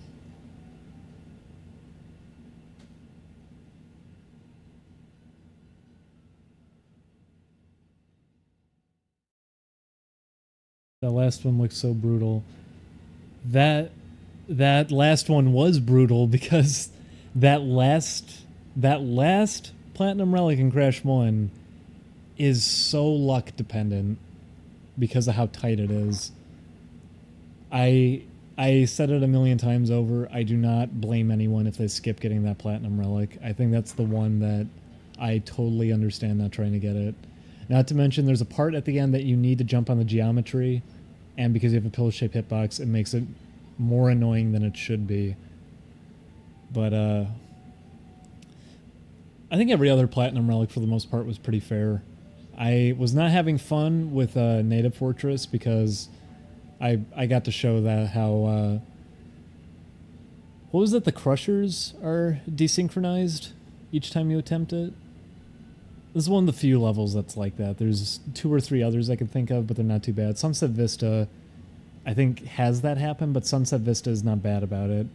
I was worried that the lab was desynchronized each time, but it turns out it isn't. If you open the door at the beginning and everything, you can get it synced up fine. So it's not a problem. Native Fortress is sort of bad about it, but there's also a trick I wasn't aware of to make it quicker, which I should have realized. If you bounce off the torches and just spin when you land on them, you're not going to bounce on them. You can just use them as platforms, which is really useful. You save a lot of time by doing that. But no, I think every stage in Crash 1 for the most part is fine for platinums. And what I keep hearing people say is this game was not designed around time trials. That's usually the excuse for people not wanting to get the relics. Most games aren't designed around time trials, but you can still do them. Even Crash 3 here and there's certain stages where they don't exactly feel like they line up that well for a time trial. It's really not a big deal on most of those stages. I think people say it because a couple of those stages are very, very long, so they don't like doing time trials on them, which, fair enough, makes sense. Sunset Vista was my least favorite to do. Not because it was hard, because it was boring, because it's such a long level. But I wouldn't ever really go to that length and say, like, this was not designed for time trials. They swap out crates for different power-ups and everything while you're doing them. They put Aku Aku boxes sometimes in for a couple of the time trials. They switch things around. They made it work for time trials fine. People are still babying over the difficulty. Well, that's what's weird to me is that people are doing that. They're still making fun of game critics for the whole Dark Souls thing. And I hate that end. I do hate people comparing it to Dark Souls. That's very stupid. But I also hate the end that's like, this game wasn't hard when I was a kid. Crash has always been relatively difficult. It's just more games around that time when you were younger were just as difficult, so you were able to play it and do it. It's sad so many people have fallen off, and now this is too much for them. I'm glad it's kept the difficulty. But Crash is always difficult, especially Crash 1. Crash 1, good luck getting 100% on that one, the original PS1 version. But I don't like the people who are also trying to criticize everyone for all the shit with the difficulty. Like, oh, boo-hoo, all you game critics saying it's too hard. And then they get asked about, like, the time trials. They go, the time trials are bullshit. They didn't test them. They're stupid. This game doesn't work for time trials. So it's like, okay, you're trying to make fun of people for saying this game is too hard, but then you're now complaining about how it's too hard. So you're not going to fully play the game because of it. Part of me still wants to do the time trials in Crash 2, as much as I hate the new controls. And that was funny as I was listening to one video, and that was what came up, was like, oh, the ice physics are great in Crash 2. They made them even better. And then they get asked, well, did you do the time trials? They said, no, after playing Crash 1, I made sure to skip all the time trials. So it's like, yeah, of course, you think the ice physics are fine. You didn't have to be pushed to your limit with it. You didn't do the most challenging thing in the game to see how faulty it is by comparison to the original Crash 2. It's a weird thing to hear. It's weird to hear criticisms over people saying it's too hard, but then if you ask them if they did the time trials, they whine and say it's too hard. The time trials are my favorite part. I love Crash 3 to begin with only for the time trials. Most of the levels are way too easy. Time trials were a good touch. Crash 1 with time trials was a lot of fun. I had a really good time doing it outside of 2 stages that I could think of. I had a lot of fun doing it. I loved it.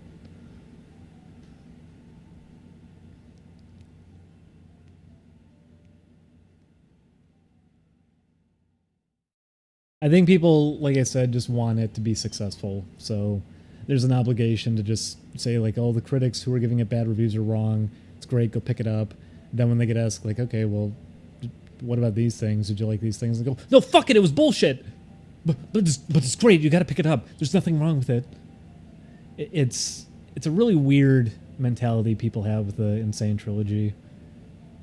I still get bugged too. People saying, like, oh, it's gorgeous, and then they'll show some of the, because some of the animation work is really nice. Crash is really expressive in some of the cutscenes too. They changed up the true ending for Crash 1, how he does like a little strut and walks out to see Tawna. They made it a fun little animation, but the problem with it is Crash has the weird fur and lighting on him and everything, so as great as he looks in terms of animation, all of that makes him look really jarring in that scene. It's a really mixed bag visually.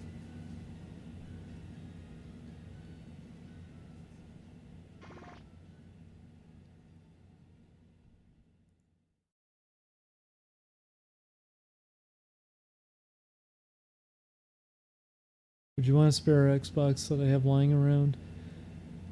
It's soft modded too. Oh, if it's soft modded, sure. That saves us the trouble of having to get Splinter Cell to do the whole process with it.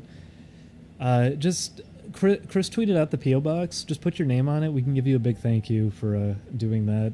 I have a soft modded Xbox back in Chicago, but it's not out here right now. I still have to arrange all that to get whatever I have shipped out here. I haven't done that yet.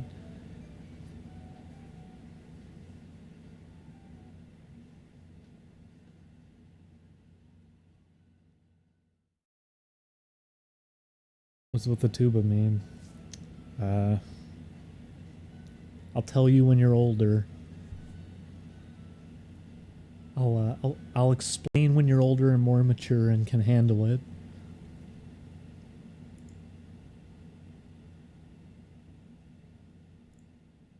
All right. Well, I'm gonna switch it over now to Wild Woody. So let's get that hooked up.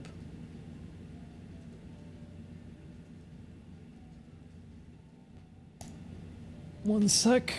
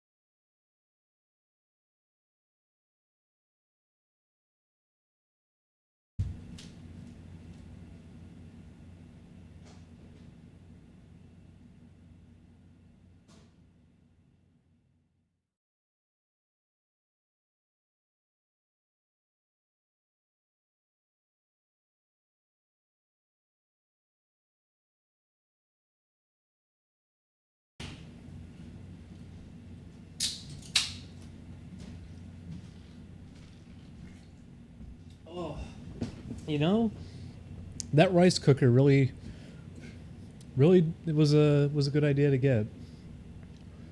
And we made the rice hours ago, and it's still just sitting in there. I popped it open really quick just to get a little bit of rice. Still is perfect. Still hot, even though it's off. It's unplugged. It's still hot. Kept all of its moisture and everything. It's really good.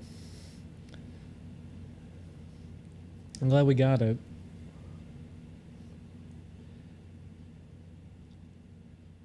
Better than the slow cooker. Oh, absolutely. It's crazy how convenient this thing is.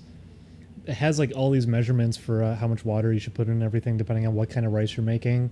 Like it's all labeled and everything for you. So it's numbered too. So it's like, oh, did you do 3 cups of rice? You pour it up to here. 3.5, pour it up to here.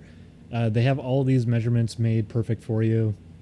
You get to specify what kind of rice you put in, so it has its own built-in timer for it, and checks temperature and everything to regulate it and keep it going right.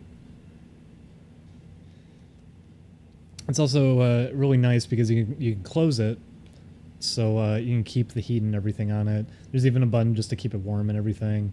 It's very, very good. It's actually some of the best rice I've ever had. I'm surprised how well it did.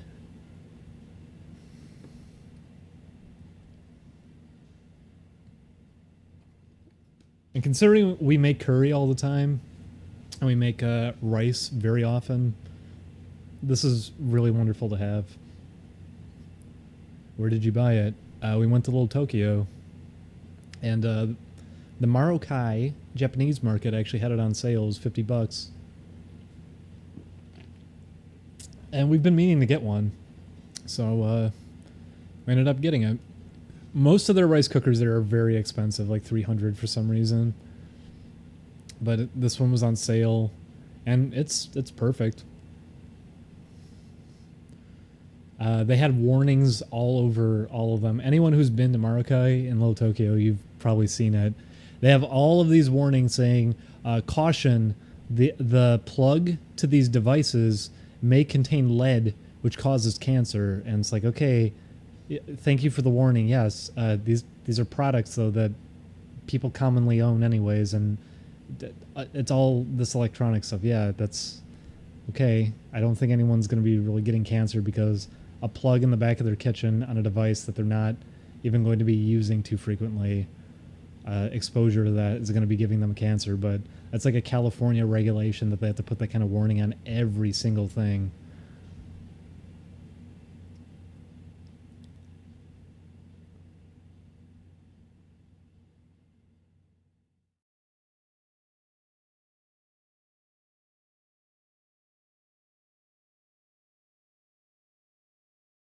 Lead causes cancer now. Everything causes cancer.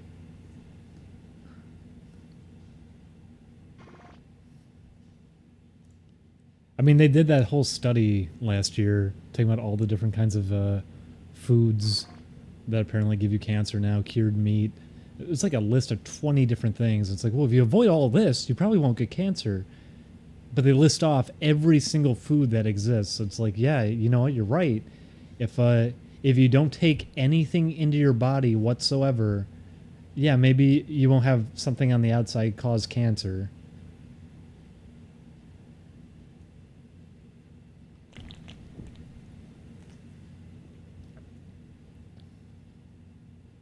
I know Starbucks has those warnings too. Starbucks has a bunch of warnings all over about how a lot of their products, because of the beans that they're using, could potentially be linked to cancer and how it's dangerous. There's a lot of that in California. There's warnings everywhere because it's a state law to have that there.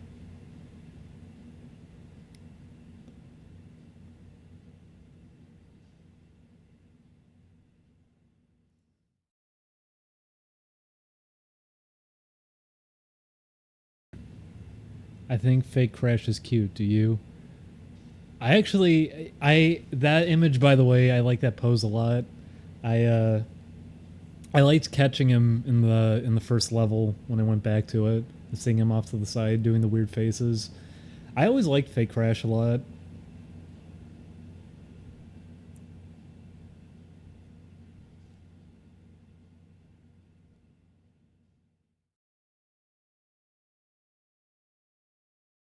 How many little Tokyo stores have Julian been kicked out of for obvious reasons? What does that mean? What's the obvious reason? He's Mexican? Listen, Japanese people, when they grow a mustache, they look Mexican anyways. You can blend in fine.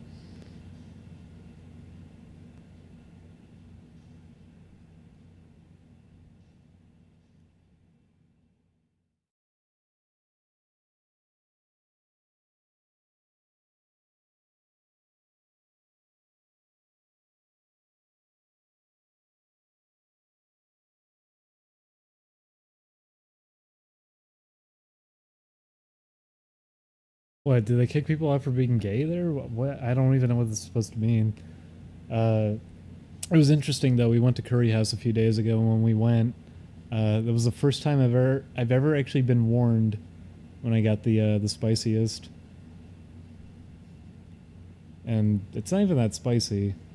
I've noticed that too. We went to the market to get some uh, stuff to mix in for the curry, and we got the hottest kind. We always typically go middle because Julian, when we go to Curry House, Julian can't do the spiciest. He can do the second spiciest. And whenever we purchase anything to make curry with, we usually try to go middle of the road for spiciness because Julian doesn't want it too hot, even though I like it the hottest. But we ended up buying, what was it? I forget what the brand was, but we bought it, and they had like a thing on the back measuring its spiciness, and they like had all these warnings like, it's really, really hot. This is the hottest on the scale. It's its own subcategory of spiciness. And there's like warnings and everything. We used it. It wasn't even that spicy at all. I couldn't even really tell it was spicy. It was very mild. And Julian said the same thing. And I'm just, is there a different standard for curry or something? Do people just expect it to be really mild, so if there's even a hint of spice in it, it freaks people out?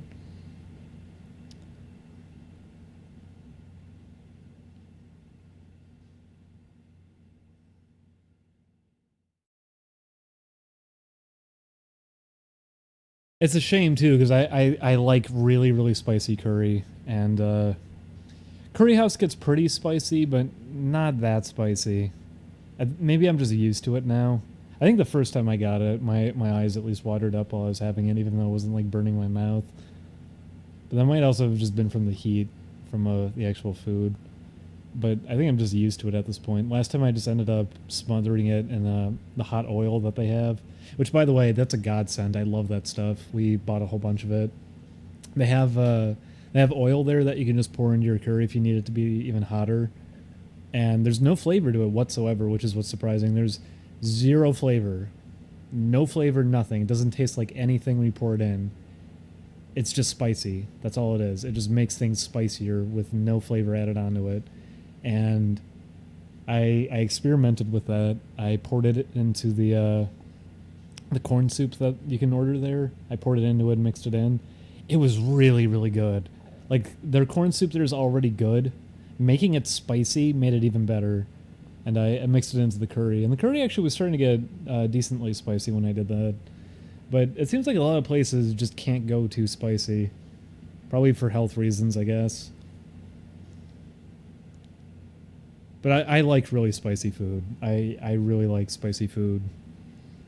And I get bummed out when I try to order something thinking like, okay, this is going to burn my mouth, and just doesn't do anything. Because that's the other problem is if something is designed to be spicy, but you don't get that out of it, you don't get that sensation out of it, more often than not, there's no good taste there. It tastes really, really bad, and it wasn't spicy, so you just get to leave disappointed. That happened. We went to a hot wing place, and I got the spiciest kind that they had, and it tasted horrible. It had such an awful flavor, and it wasn't even that spicy, so it was not a good combination. I didn't even really want to eat it.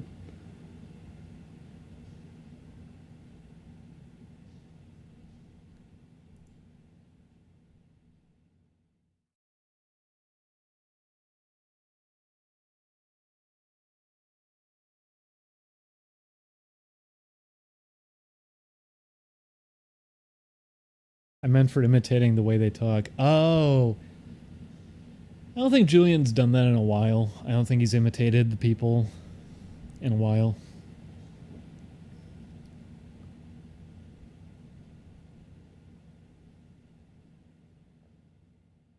Thoughts on Arxis possibly making a RWBY game? Is that the weird Rooster Teeth CG anime? Or is it Rooster Teeth Machinima? Who does it? Who the fuck is it under? I don't know who it's under. It's not Rooster Teeth. Or is it Rooster Teeth?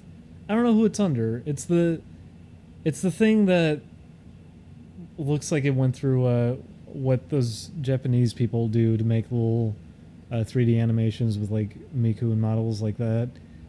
It doesn't look very good at all visually. I've heard from people it's really good, but it doesn't look very interesting at all. So, I don't know.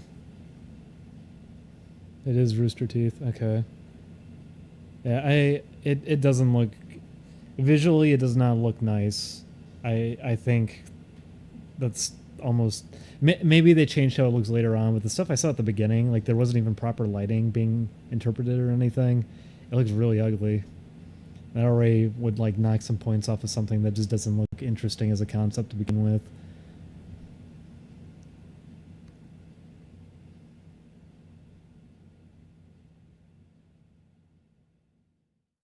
So I've never watched it.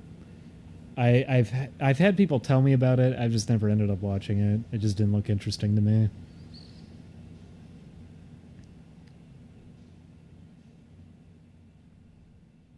If Arxis did a game, I'm sure it would play really well. I'm just not interested in what the source material is. Which I still actually might end up playing it then, I guess, because Dragon Ball Z... I'm okay with Dragon Ball Z. I'm not one of the types of people who's crazy obsessed with it. I enjoyed it when I was younger. I don't think I have rewatched it since 5 years ago. And even then, I had to take lots and lots of breaks because I was losing interest fast. It's a thing that I understood. I enjoyed it when I was younger because I was younger. It's not a thing that really holds up as a thing now. There's fun moments.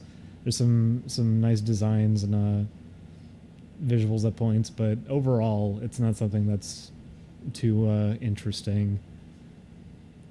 On the opposite end, original Dragon Ball still, for the most part, really great. I love the original Dragon Ball. But that being said, being someone who's just kind of in the middle with Dragon Ball Z, I'm excited as shit for the fighting game that Arxis is doing. Because it looks really good. It looks like, not just visually, like visually it looks great, but then on top of that, it looks like it plays really well too. It looks like it's going to be a really solid game, so I'm excited for that. Because everyone's been asking too, like, oh, who do you want to be in it? I don't care. It's a Dragon Ball Z game, and they're going to be coming up with original fighting styles for every character. So that already, by all means, put whoever you want in. As long as there's good variety between playstyles, I'm happy. Because if you look at garbage like the Budokai games, which I guess I shouldn't say garbage, they're all right if it's just a game you want to play with friends for fun, which most of these games typically are anyways. People just want a million characters, but everyone plays the same. They all have the same fighting style. They just swap the models around. That's no fun. That gets old immediately. Super Dragon Ball Z was actually a pretty fun game, though, and of course no one over here played it because people who worked on Street Fighter worked on it. It was an actual fighting game. And I remembered renting it in high school because everyone was playing. Was it Raging Blast that came out at the time? Everyone was playing that, I think. And I was like, oh, hey, guys, I'm playing one of the new Dragon Ball Z games. It's called Super Dragon Ball Z. It's a lot of fun. You want to play it? And I remember I tried playing it with my friends, and they're like, yeah. But this one has more characters, so they didn't want to play it, even though it played significantly better and was... It didn't look particularly amazing from what I remember visually, but it was trying to emulate the way that the mangas had looked with its visuals, which was actually a lot of fun. It was a good game, but nobody over here really played it, which is too bad. It's probably one of the few attempts at a Dragon Ball Z fighting game that actually turned out pretty well. And of course we don't care for it over here because it doesn't have 500 different characters.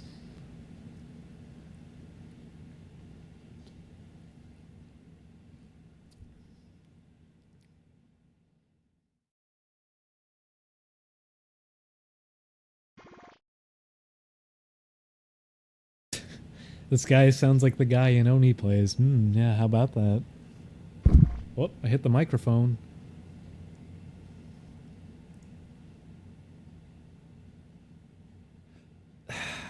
Whoever just posted that GIF in the thread, is that actually from it? Because that's what I remember it looking like. Isn't it seriously done with that? I forget what the program's called, but everyone who always made those Hatsune Miku, I said Miko by accident, Miku, the Hatsune Miku animations that everyone over in Japan they always made and like posted to YouTube, that looked really funky. Isn't that the same program they're using? Because it looks just like that. It looks very cheap. It is not nice to look at. Is that what RWBY or whatever it's called? Is that what it's done through? Because that's what it looks like. I'm guessing the appeal is that, hey, it's Rooster Teeth. It's an American production. It wants to be like a fight anime, but just that is enough for a lot of people, I think. But I look at just visually how it looks and everything, the designs, what it's set up as. It does not sound interesting to me in the slightest, and it doesn't look very good at all. So I could never get interested in it, I don't think. It's pronounced Ruby. No, it's RWBY. I'm not going to call it Ruby when it's not spelled Ruby. I did this with Blaze Blue. I called it Blaz Blue for the longest time because if you're gonna drop the E thinking that you're cool for it, I'm just gonna call it Blaz Blue. FLCL. I say FLCL. I rarely say Fooly Cooly. I do just say FLCL because that's what the title. That's how they spelled it.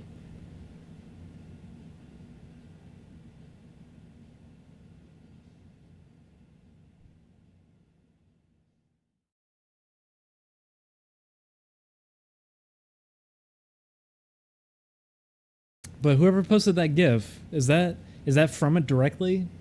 Because that's what I remembered it looking like. I remember it looking very, very hideous. Like it's honestly, it's like inexcusably bad how just unpolished it looks. Yes, it is. Well, there you go. Do people just look past that who enjoy it? Do they just look beyond the fact that it's very weak visually?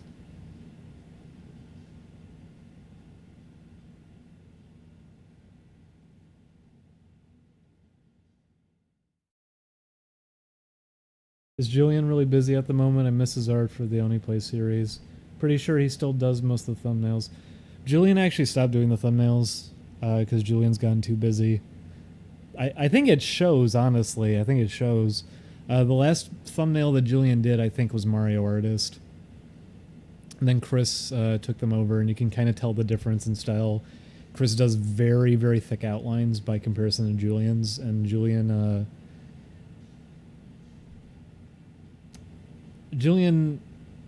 handles like the shading on it differently and everything too with color choices. Chris goes for thicker outlines. Then the one that went up today, what's his name? Scott. I feel like a dummy because it's like Rams. I feel like a moron. The guy who draws VG cats. He did the thumbnail for Pikmin. He's a good man. He did the Crash shirt design too, which looked really, really good. That's one of my favorites. Yeah, that's how I remember it being spelled. Ramzumar.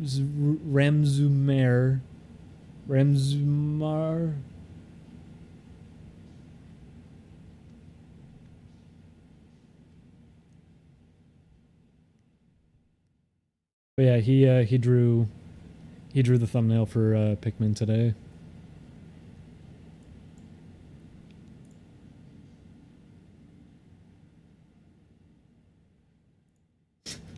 Will you ever decide the destiny on the show?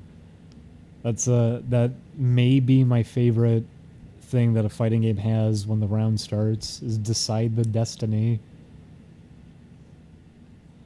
No, because I'm the only one who cares about fighting games. Believe me, I'd love to play Hokuto no Ken at some point.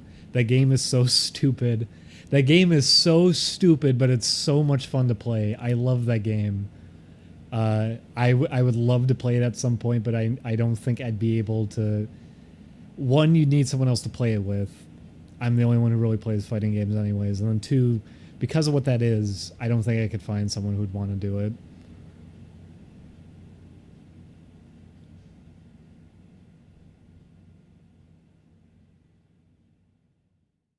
Oh, Blaze Blues is lame. Blaze Blues is lame. It's trying to follow in the footsteps of Guilty Gear. The Wheel of Fate of Turning is not as good as just Heaven or Hell.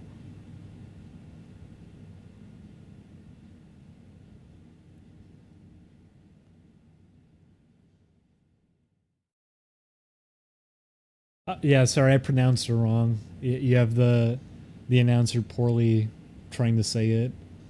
The Wheel of Fate of Turning. That's more like the Maximum Impact one. Oh my god, the Maximum Impact announcer. Someone look up King of Fighters Maximum Impact Regulation A gameplay footage, and you'll keep hearing him go, "Whoa, a counter." He says that so many times. What does he say after it? It's like a full sentence that he says every time there's a counter. He goes, "Whoa, a counter." And he starts interrupting himself because it happens so frequently in that game. You hear that a million times. It's the goofiest voice. If you look up the Maximum Impact opening to the first game too, he goes, "KO Maximum Impact." It's the goofiest announcer I think I've heard for a game. That's what it was. That's gonna leave a bruise. I forgot about that. Oh my god. We didn't get Regulation A over here. We in fact, it was worse over here. Maximum Impact was actually successful over here as a KOF game. Typically, they didn't sell that great over here, but Maximum Impact actually sold well over here for whatever reason. Maybe because they ran ads for it. I don't know why. Which is embarrassing because it's Maximum Impact, and they released Maximum Impact 2 over here, but they changed the name for America. They decided to adopt it into the mainline series for America because it was so popular over here. So Maximum Impact 2 is called KOF 2006 for America. Only for America.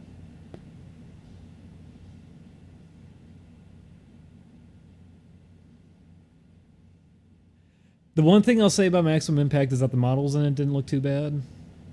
The game itself is a mess. The English voices are also some of the worst I've maybe heard in a fighting game. Who was the worst? Terry was pretty bad. What clips did Terry have? I just remember him going, "Burning Knuckle." It sounded really bad. Yuri, I think, was the worst because Yuri's voice would crack whenever she did anything, and it was horrible to listen to.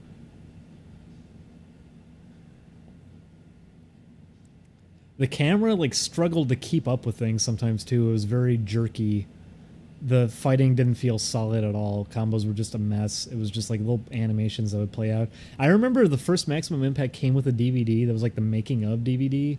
And they talk on, they're like, yeah, we're hoping for the sequel to maybe add in weapons.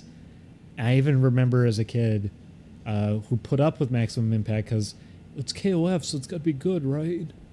I remember hearing that on the DVD and just thinking, weapons? What?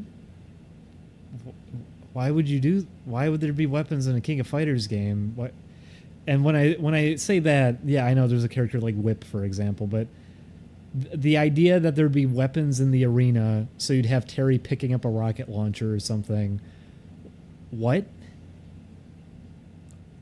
What? But yeah, those games are a hot mess. There's some good things that came out of it though. I think honestly the models for it don't look too bad. To the point that some of those models in the pre-rendered shots kind of look better than King of Fighters 14 at times. But what I was gonna say was soundtrack. Soundtrack is actually pretty decent. There's some good music in Maximum Impact, even if a lot of it is just based on stock samples. Some of it's pretty decent.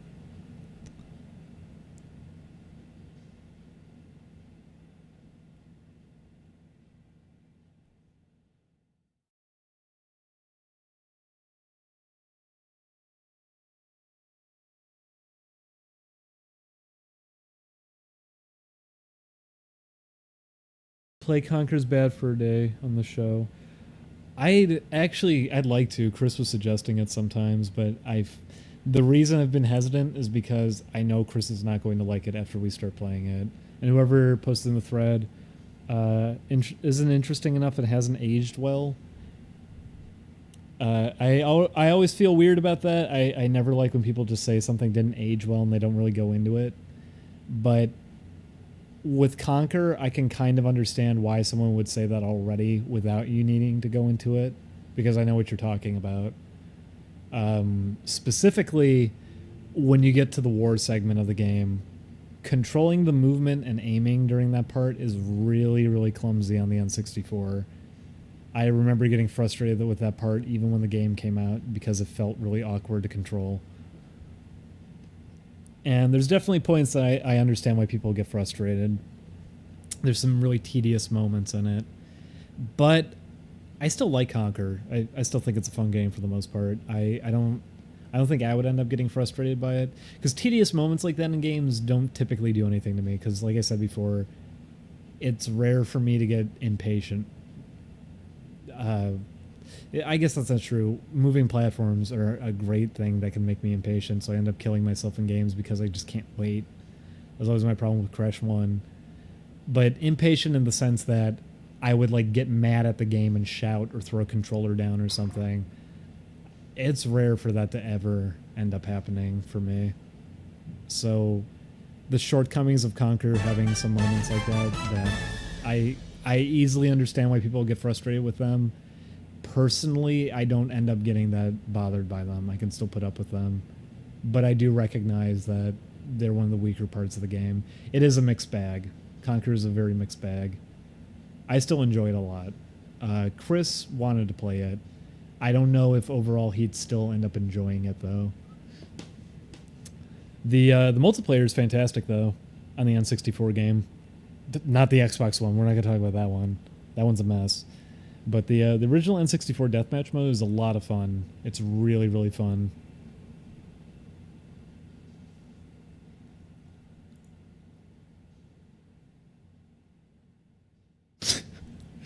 Quit posting these GIFs.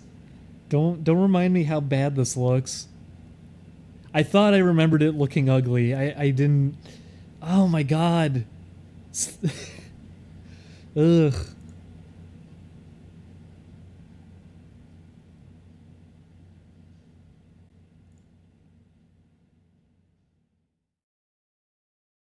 Delete stream VODs even when asked not to. Listen. When the stream stinks, it stinks.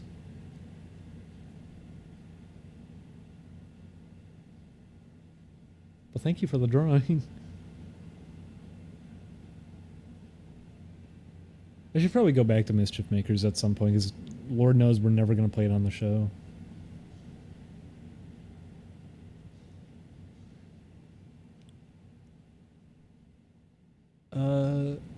Ding dong, I went to play Wild Woody and the scary screen popped up. I saw this posted already.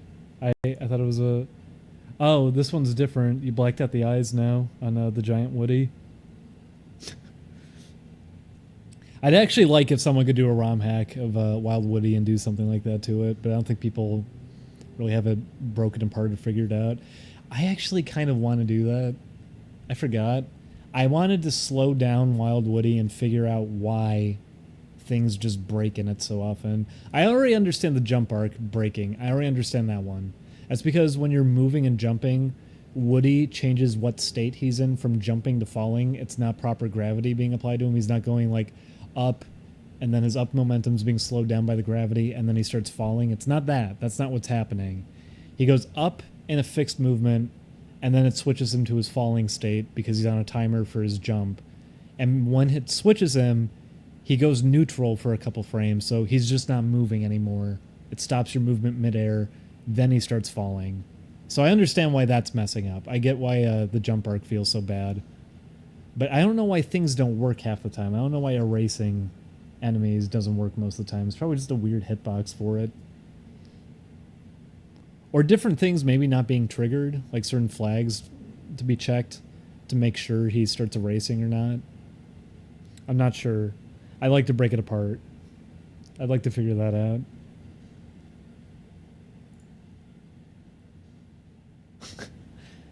How does this picture make you feel? Is that Tarantino? What happened to him? Why does he have Leafy's hair?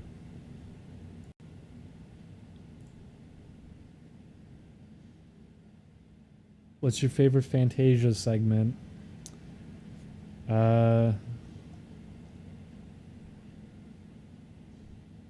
I don't know.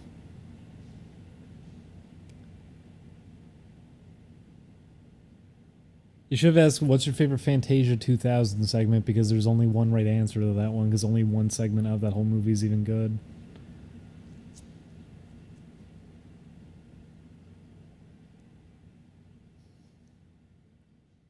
Yep, someone already typed in the chat.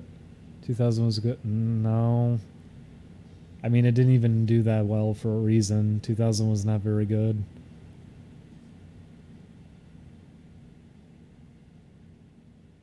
Rhapsody in Blue is the only good one I could think of, and that's because it suits it well. Visually, it's stylized appropriately for what they're doing with it. Plenty of moments sync up with it really well. There's a lot of really weak ones in 2000.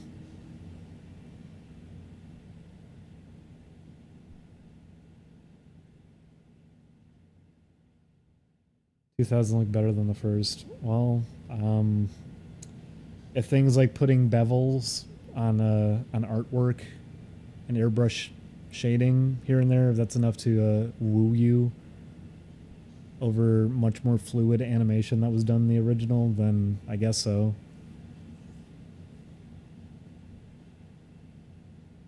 There's plenty of moments in 2000 that do not look so hot, and people remember them probably looking better than they actually look.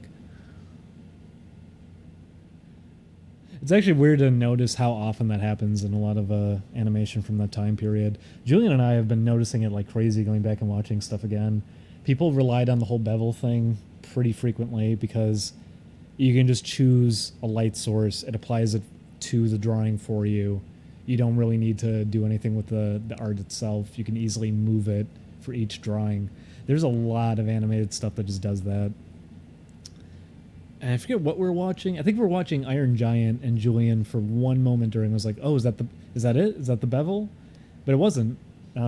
We spotted it. It wasn't the bevel. They hand drew it on because of how it was moving and how objects were casting shadows and everything. It wasn't a bevel. It was hand drawn on. Iron Giant, by the way, is also a very, very good movie. If you've never seen it, what's wrong with you? Go watch it. It's fantastic, and it's a shame that it did not get to be a success because I would love to see more movies like it.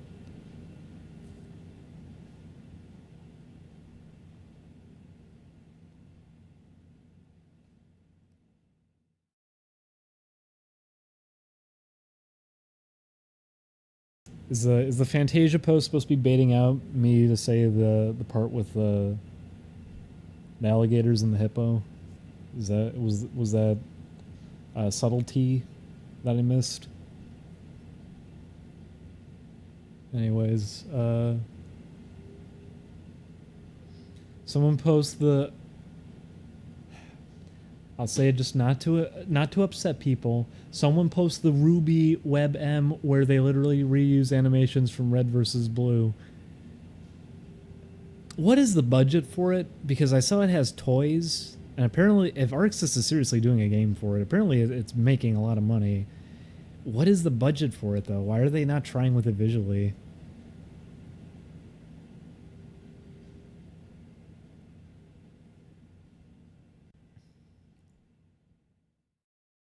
What do you think of the PC Engine? PC Engine has some really good games on it. Fucking, what's it? Rondo of Blood. That's PC Engine, right? That's a lot of fun. It's actually one of the best Castlevania games.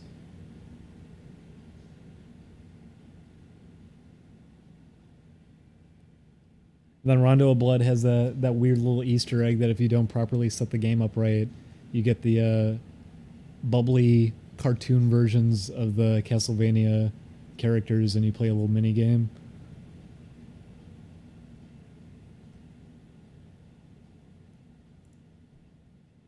What do you think of the new KOF? I need to play it more. I haven't played it enough. I got to play it with Aaron for a little bit, and that was it. And then we just switched over to 98 anyways. From what I played, it's neat. I just need to see more of it. I really didn't get to play it long enough. I only got to play it for a couple hours.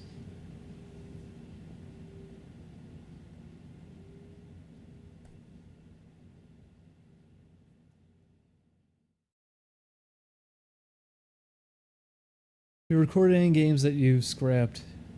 We talked about it. We is lucky in 14. God, I wish. No, he isn't.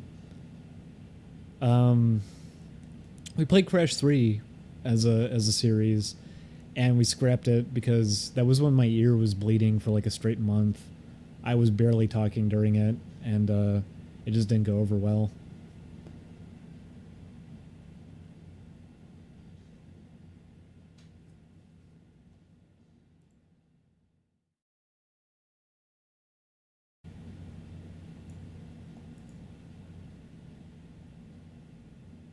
No, Ding Dong, I wasn't hoping to get you to talk about the alligators or hippos, even though the alligators are the coolest characters in the movie. I mean, they are.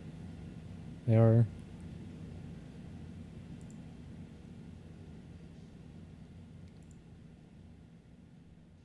Do you like Seek? Yeah, he's good.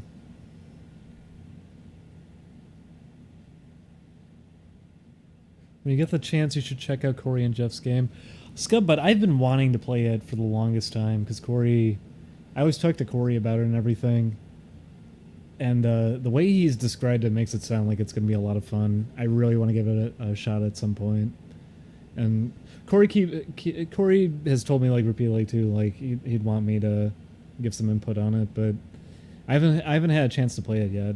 I'm looking forward to whenever it comes out though, because it sounds like it's going to be something that's a lot of fun. And it's already coming together great visually.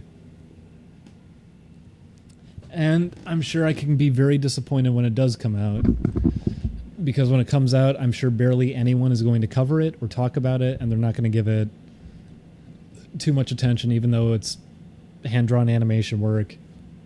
Really good art, fun designs, uh, gameplay that's going to be probably easy to pick up and play, but also with a lot of depth to it. I'm sure it's going to come out and no one is going to be like going crazy. They're going to be like, "Oh yeah, it was fun." I'll give it like an 8 out of 10, and people just kind of ignore it after a month. I'm anticipating that. I'm anticipating it not getting the kind of reception it deserves. I'll be really sad. But I'm really looking forward to it personally. I'm really looking forward to it. I really want to try it.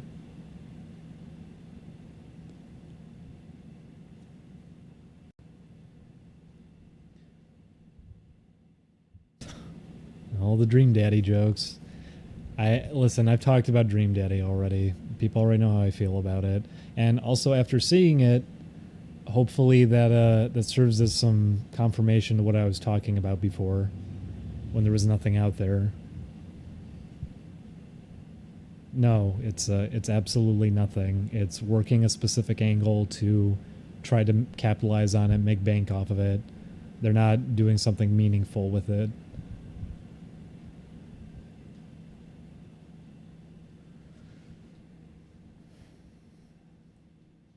They're hoping to hit a certain crowd and make a bunch of money off of them and act like it's progress in some way when the game itself is nothing.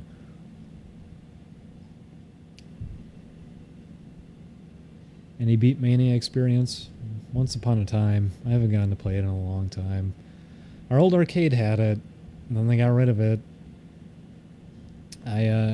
I remember I wanted to get Beat Mania when it got ported to PS2, even though it had all the shitty American songs they removed from the difficulty settings, just so I could have the controller. I could import some Beat Mania games. And I remember I felt so stupid for not buying that controller. It was always at GameStop for like $30 used. Then I look it up online because the Bimani scene is what it is. I look it up online and oops, $200 for one. Funny. I remember I got Poppin' Music controller just before they ceased production on them for the PS2. Like the year before they ceased production on them. I got one boxed and everything. I got it for $30. Year after, it goes up to $150. It's like, are you shitting me? Really?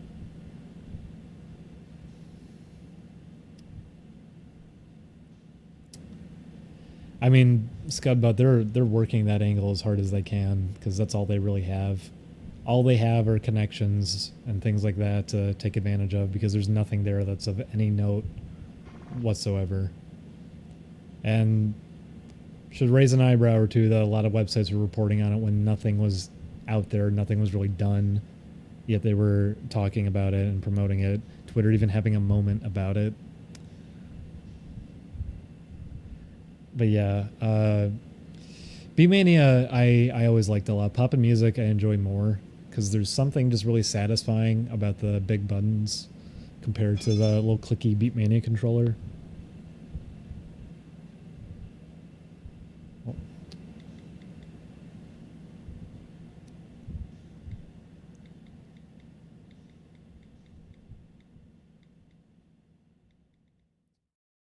Hang on.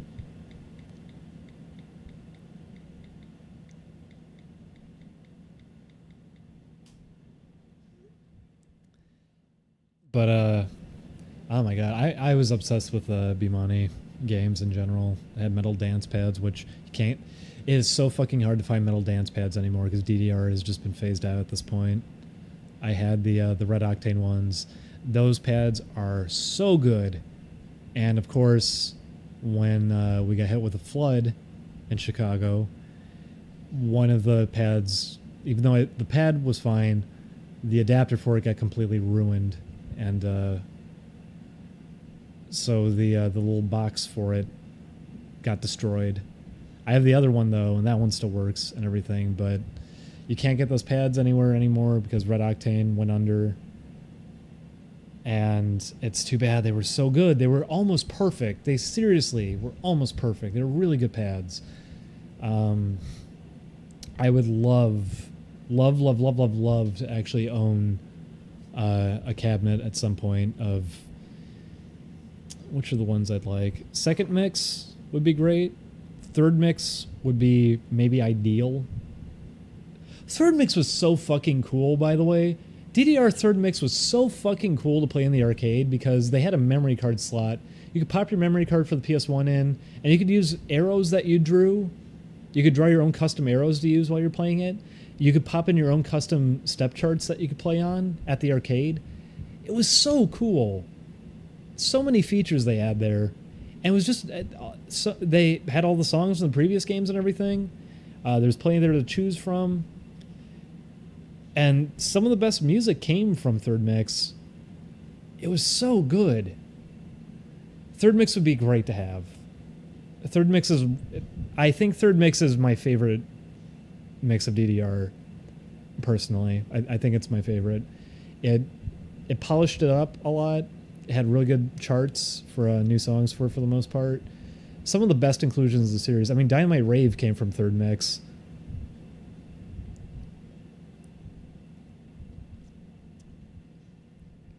But,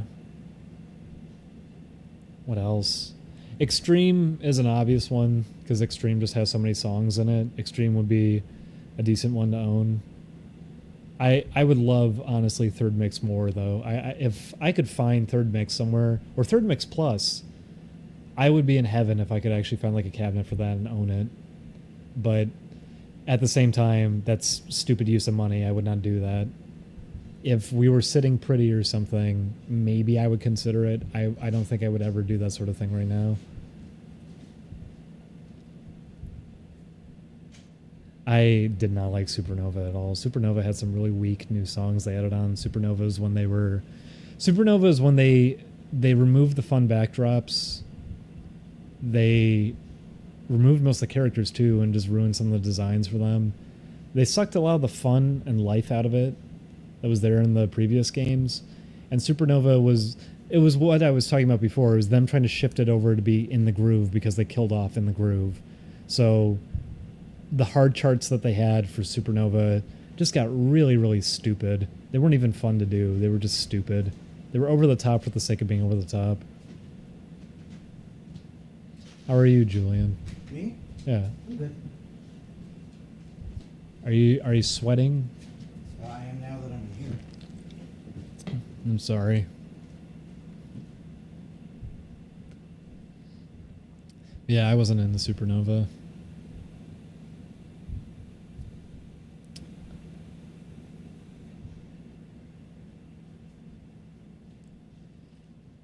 I can't think of that many fun new songs that got added into Supernova. What got added? Zephyr got added, I guess, but even then, that's a weird one for DDR to begin with.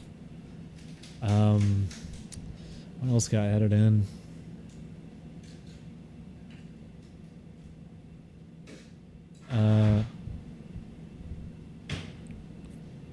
What is it called? I want to call it Flow Flow, but wasn't that the name of the character from Poppin' Music?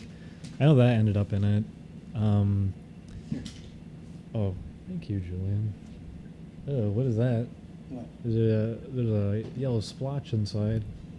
That's I don't see fine. anything. No, it's fine. Oh, Ryan said 8 or 9 we can hang out. Oh, okay, so that's a good long while. Yeah, that's a while from now.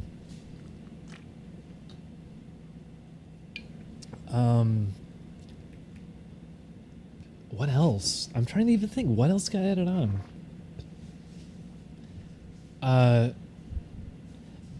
I'll admit this. Fascination Max is stupid, but I also sort of love it. Because as dumb as it is, at the same time, it is actually a fun chart. Rarely does Supernova ever do a fun chart for a difficult song. They're almost always stupid. That happened to Zephyr. Zephyr's a cool song and all, but like its challenge chart and heavy chart are just stupid. They don't do anything really creative with it. It's just, oh, here's a lot of steps. There you go. They didn't really do anything with it. They didn't do anything very interesting. Curious. Curious is the name of the song. That's right. That's the one I'm thinking of. The character's name was Flo Flo from Poppin'. And it's because it says in the song, Flo Flo. But Fascination Max is very stupid, but at the same time, kind of a lot of fun too. Once you can get over the stupidity of it, I think it's a fun song. Anyways, I think it sounds fun. But was Supernova 2? Was that Pluto? That is one of the dumbest boss songs I've ever seen, because a big part of that is just memorizing all the pauses that they do arbitrarily.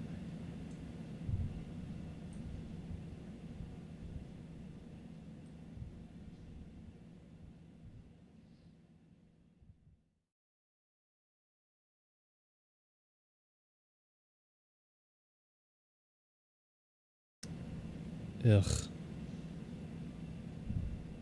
Like I said, if you want the worst example of Supernova, look at the new chart that they did for Dead End. It's one of the absolute worst I've ever seen in the series. They made it just for the sake of doing a challenging chart. Because, oh, it's the full groove radar. Look, we maxed it out, everything. It's all hard. And you do it, and the steps barely go to it. It's a fucking mess, and it's just to have a hard song. That's what Supernova turned DDR into, because fuck you, Konami, you killed off In the Groove. Oh, no, it's okay, we can be in the groove too. Look, we have really bad charts because we don't know what we're doing. That's for the X series, though, wasn't it? Was it the X series? I thought Supernova 2 did it in arcades. It might have actually been for the X series, I forget.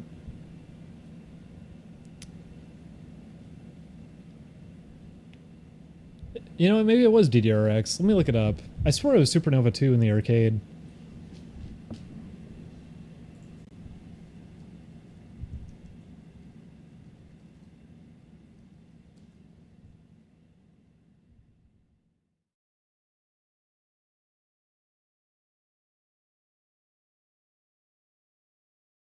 Although X was still...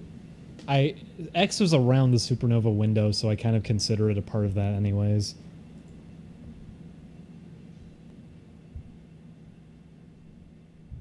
No, right there, DDR Supernova 2, Dead End. Maybe that's the console version took it.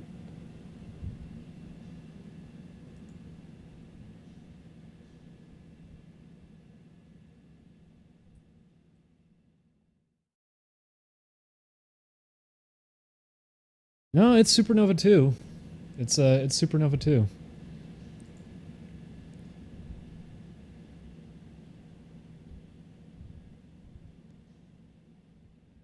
I haven't really played X though. I've seen charts from X though, and they are very comparable to some of the garbage that Supernova was doing. I think after X was when they were starting to try to pull it back, and they're like, okay, let's do less of this. And I really want to play it. Is it which DDR game is it? Is it DDRX2? Which one is it? There was a recent one that they have an option now that you can reskin the whole game to look like Second Mix. And I love the theme for Second Mix. It's one of my favorite themes.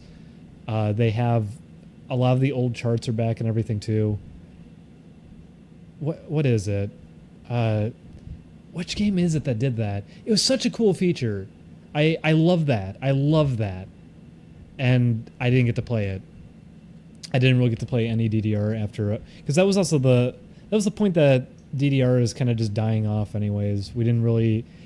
You're going to be hard-pressed to find a Supernova game in an American arcade. It's usually Extreme, because Extreme honestly was kind of perfection. You didn't really need something like Supernova. Supernova cut it back and made it worse. Extreme was probably one of the best points anyways. Boom Boom Dollar, best DDR song. It's up there. It's a really good one. But yeah, I don't like Supernova. Supernova was the point I was not really caring anymore about DDR. Which is too bad, because I love DDR.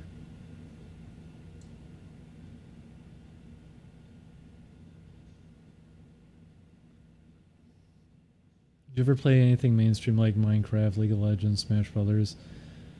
Well, I actually like Melee. Melee, I've streamed before. I like Melee. League of Legends, no, absolutely not. I never want to play League of Legends. I remember I streamed Dota one time, way back, and it was it was funny because the teammates that I have were yelling and getting really mad on voice the whole time. I think we won that one because I was goofing off really hard, but we still. I think I got like a team wipe at mid and ended up reaching level 20 really early.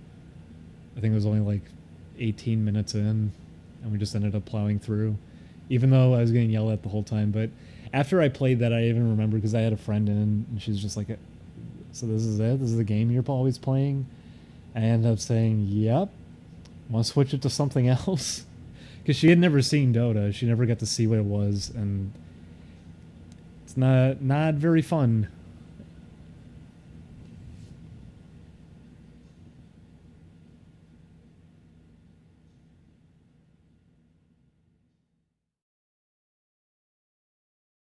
I remember also there were a bunch of that happened a bunch of times on the stupid Dota Reddit. Is that I would end up in some of the clips of people playing. I ran into people that I knew but didn't really like too much playing it sometimes in matchmaking. I ran into some guy who recognized me. He's like, "Hey, don't you know me?" And I was like, "No, have we met?" And he got really hurt and offended that I didn't recognize him.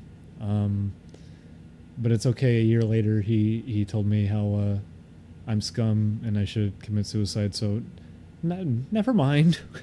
It all worked out. I ran into that Wudgy Fudgy guy who I actually always really liked his art a lot that he did. All of his Dota art. I always liked him a lot. I remember I ended up running into him in matchmaking, and I was playing on a team with him and his friend. And his friends got really, really mad, not to mention he was not playing so well himself. I remember they were furious and just yelling, getting really mad at everybody. And they went cuckoo on me. They were really mad. And we ended up losing horribly. And next game, I got matched against them. And that was a very short match. I think it went for like 20 minutes or something. And on one end, it was sad because it's like, here's an artist I really like, and it's kind of sad to see this is how he is when he's playing this game. And then to cement sadness further, it's like, okay, now I'm playing against him and I'm getting odd satisfaction out of winning just because of how shitty he acted in the previous game. I'll still say though, I don't know if he even has one anymore. I haven't kept up with Dota in the longest time. Wudgy Fudgy 2 was his Tumblr. He does really good art. And Wudgy, I'm sorry that was how you acted when we played, but you do very good art. I still like your art a lot.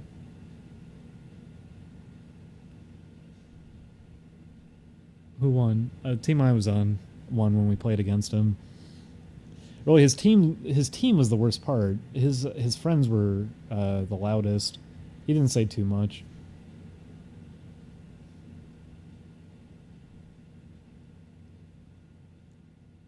But that was my least favorite thing about the stupid Dota community is that everyone, it's like the mentality people take with games like God Hand or Dark Souls. If you're not throwing yourself in the most challenging position possible, people will get upset with you because you didn't push yourself as hard as you could. Which, with at least with God Hand, I understand that completely.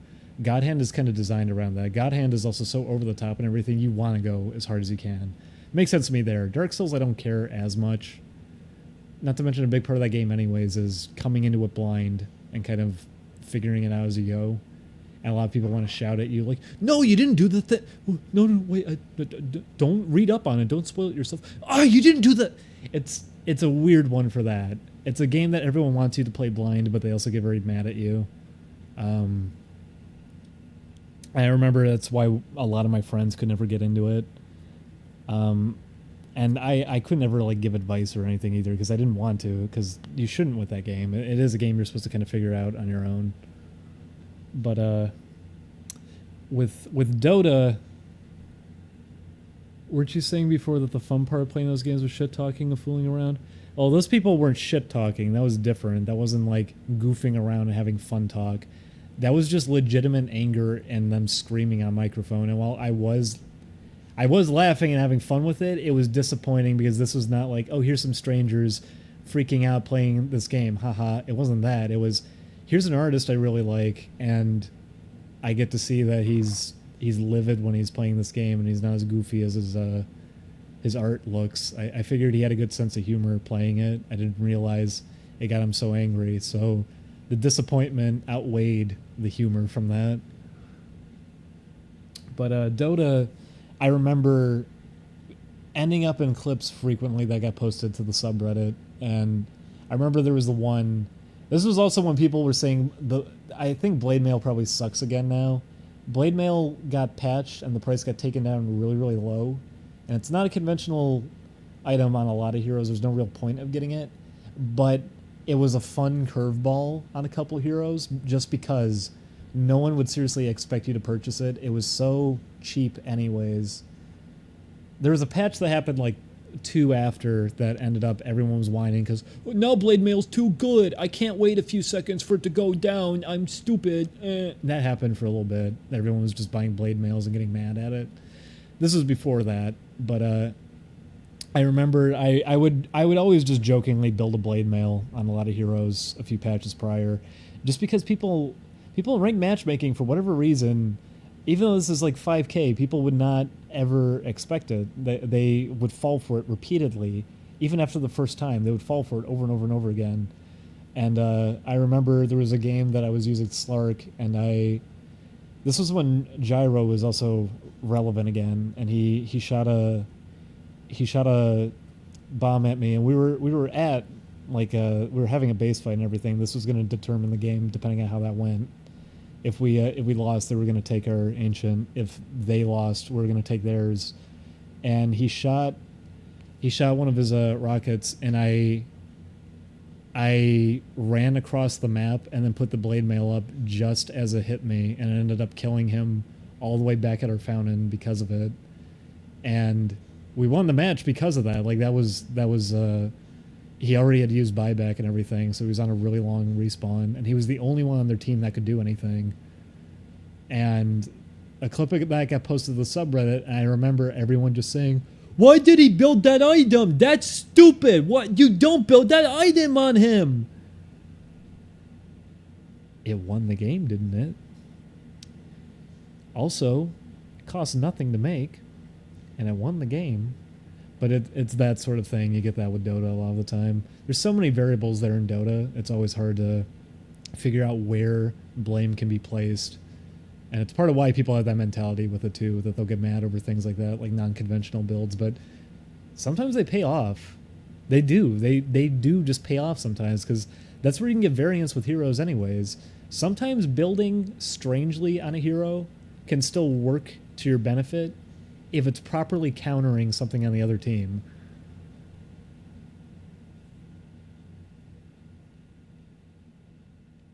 And to anyone who doesn't understand what any of that just meant, Blade Mail is an item that you can throw up for a few seconds, and when you take damage, it reflects the damage back onto the other person. Magic damage is not counted, but physical damage is. I think it's changed now, but I'm talking about at the time at least. So it's an active thing, it has cooldown and everything, and it goes up for only a couple seconds, but the hero Gyrocopter has a move that he sends a little rocket after you that keeps picking up speed until it hits you. And the further away you are, the more damage it does to you.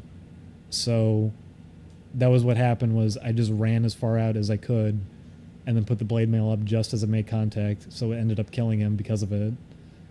I think he was at half health, and that's why I murdered him. I took his entire thing down. But Gyro seems to go in cycles. Sometimes he's a big part of the meta. Sometimes he isn't. I think he's a hard one to kind of figure out a good balance for.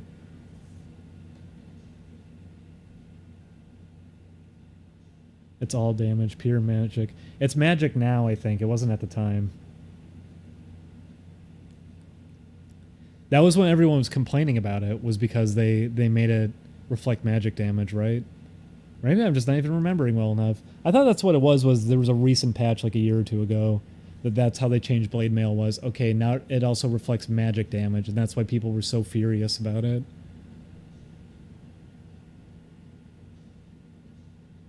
Okay, let me pull up the wiki. Well, yeah, that's what I'm talking about. I'm talking about the buff that got made to it.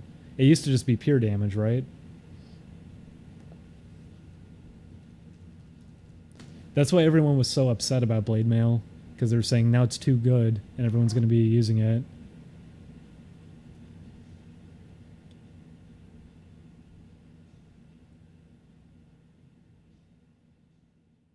Oh wait, yeah. No, I think you're right. Oh my god, that really just goes to show how out of it I've been.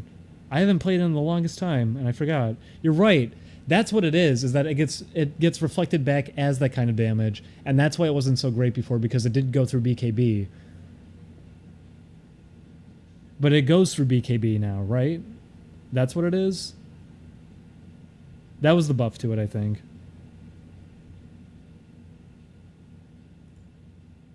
I'm trying to remember, because I didn't get to play that patch for too long, but I remember it not being a problem at all. People were hamming it up way too much.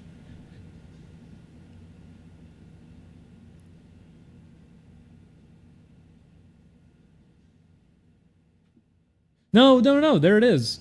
Only reflects damage from attacks. Spells are unaffected. So yeah, there you go. Okay. Okay, so I am remembering wrong. You are screwing with me in the chat. Knock it off.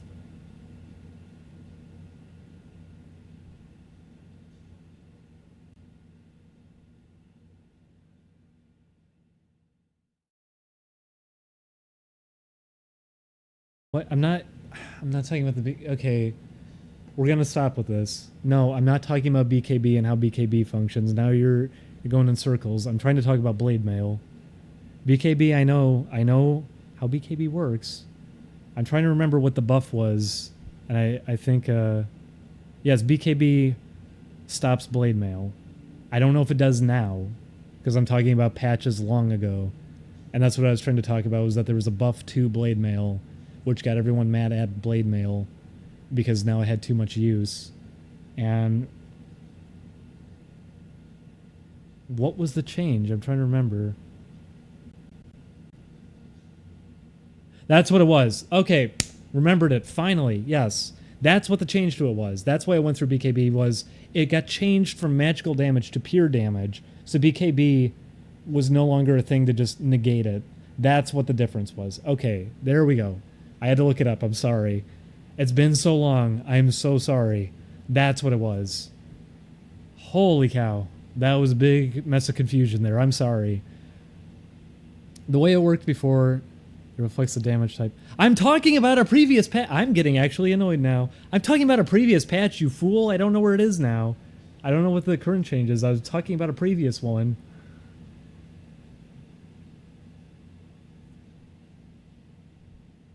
There was a patch where they changed how it gets reflected back. It was God, where the heck is it?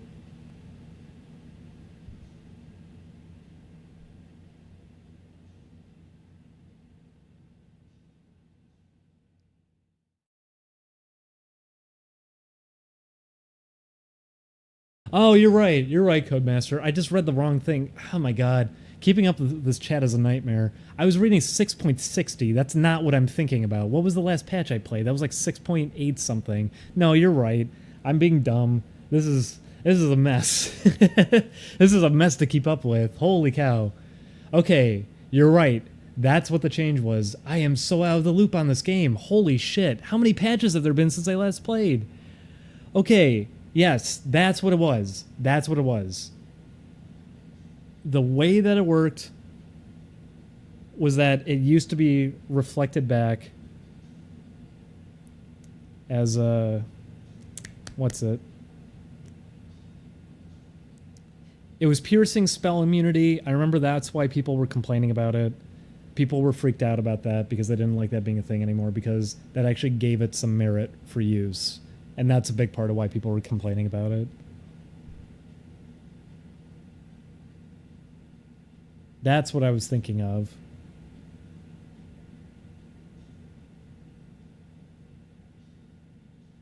Listen, when you have a list of this many patches, it's easy to lose track. Is it actually up to 7.2 now?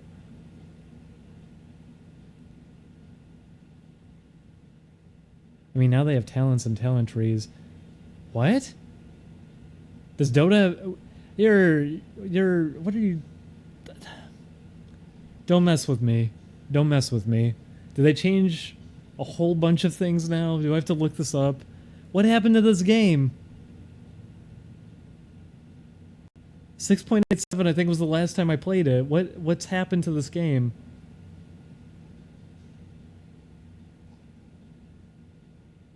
Yeah, what the fuck is this?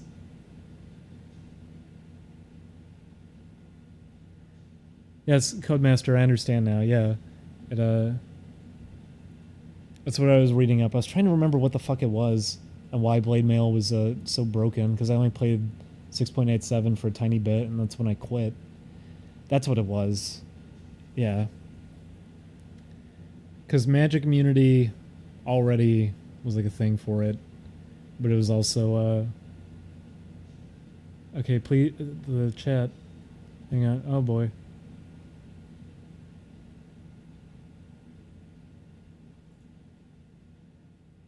That's why people were getting frustrated, because they were saying, I should have just remembered that. I should remember all the Reddit posts. I'm being a moron. I'm sorry.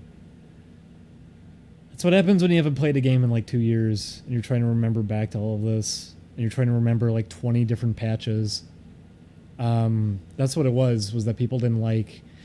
In specific, that's what they didn't like. They didn't like that they were attacking someone. They put up Blade Mail, and then they had to wait a little bit, so they were complaining on the subreddit about saying how it's so stupid. Oh, I can't just attack them now. It should be I should be able to be magic immune to it and everything. Why is it still why is it like this? Now everyone's just gonna build it. I remember all that. I remember that happening with it. I was trying to remember why BKB wasn't a thing, and that's why, because it can be reflected back as pure damage. I was just forgetting all that. I'm sorry. I'm sorry, everyone, that I just clung on to that for like 10 minutes, not remembering this stupid game.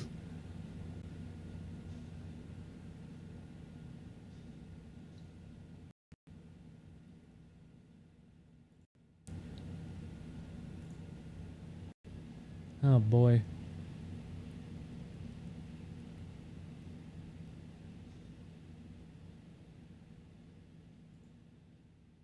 I think the sign of a shitty community is when they get mad at you for winning a game. Pretty much. But yeah, what is all this talent tree shit? Can someone explain this to me? What is this talent tree garbage? Because I haven't played this since 6.87. What the hell is this?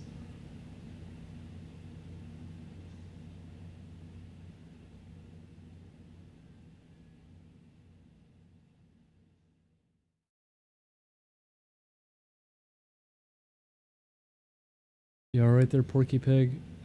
Listen, I ham up the stutters. I blame Justin for that, being around Justin all the time and how funny it is when he stutters. I blame him for that. But, must be nice for you typing in the chat. If I was there in person and you were speaking to me, you would say, oh, me stupid, you smart, you're right about everything. And I'd say, yeah, I know. Get the fuck away from me. And you go, oh. That's what would happen. That's what would happen. They took out plus stats. Really? So they changed it to this. What the fuck? Level 15 talent, gold minute up by 90. That's a thing? This is bizarre. Oh my god, they really changed this. Holy shit. I forgot about the Tome of Knowledge too. That was added in the last time I played. This is fucking weird. Well, Lord knows I couldn't ever get back into it even if I wanted to then. Oh look, Lycan got added back to a captain's mode.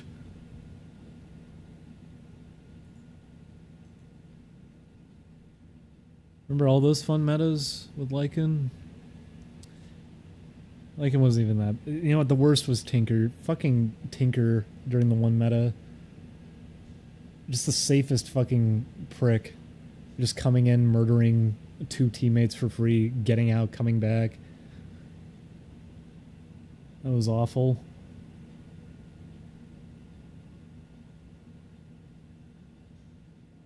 Also, you can push waves while doing it.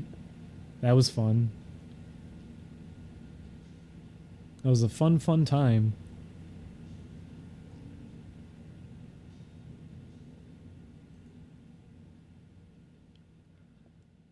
Would you ever play a game of Dota now for a goof? No. No. I think I've caught up with everything now. Also, yeah, anyone who's ever brought up Dota, please don't ask me about it. I'll go on and on for way too long. Don't ask me about Dota stuff.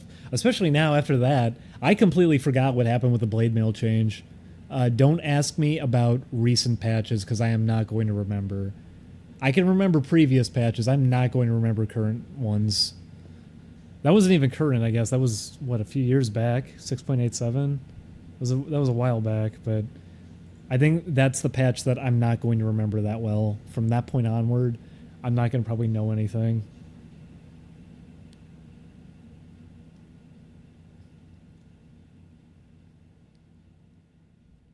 Check out the new Agsceptor upgrades. Yeah, what do they do?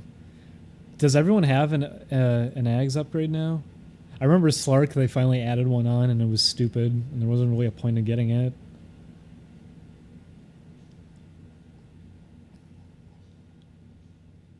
How's Hyperstone doing? People still making those? Not Hyperstone. Why did I say Hyperstone? 2 Hyperstones. What do those make? That's what I was thinking of. What the fuck is it? What's it called? What's it called? What's the item that 2 Hyperstones make? They added that in, and it's a consumable too. So you can either have it or you can use it. What is it? What is it? What is it? I don't remember the names. Oh no, what was it called? It upped your attack speed significantly, and then if you used it, it wouldn't do it as much, but you'd still have it on you permanently.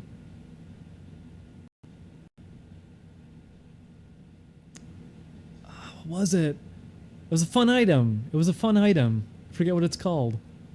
That was a new one they added. Moonshard, thank you. Moonshard's a fun item. I like Moonshard.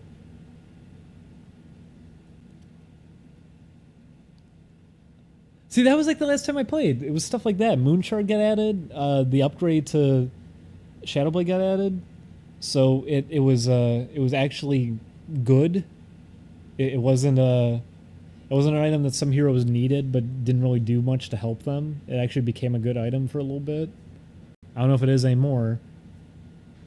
That was Silver Edge, right? That's the name of it.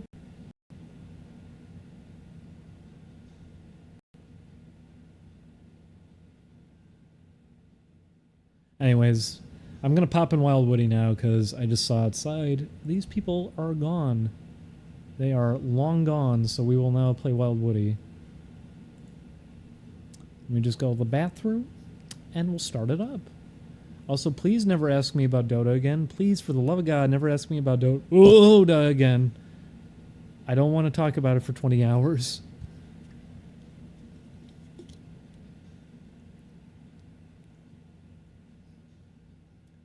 The talent tree thing seems to make sense to me, though. Because stat upgrades already were kind of an odd thing. Well, what the hell is happening in my browser? It's running really slow. Stat upgrades were already kind of a weird thing. And then on top of that, there's the idea that they can just change certain mechanics overall, like gold per minute being a thing that's a part of the talent tree. That's an interesting system. That's interesting. I'd just be completely unfamiliar with it is the problem, because it applies to probably every single hero. I mean, it does apply to every hero. I just don't know in what ways. That's a lot of new knowledge to take in that I was not there for when they first introduced it. I could not come back into that game, I don't think. So, time to go to the bathroom. I'll be right back, and then we'll play Wild Woody.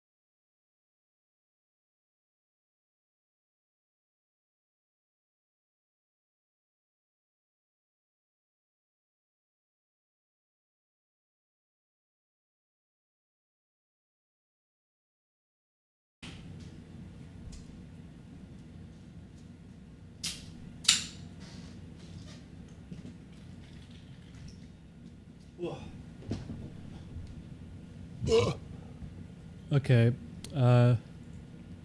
So that was a good break we just took there. Now let's actually play the game. Fucking 5 hours later. Listen, I played Umihara for like 2 hours. I had to wait for yard work to end. I have a reason.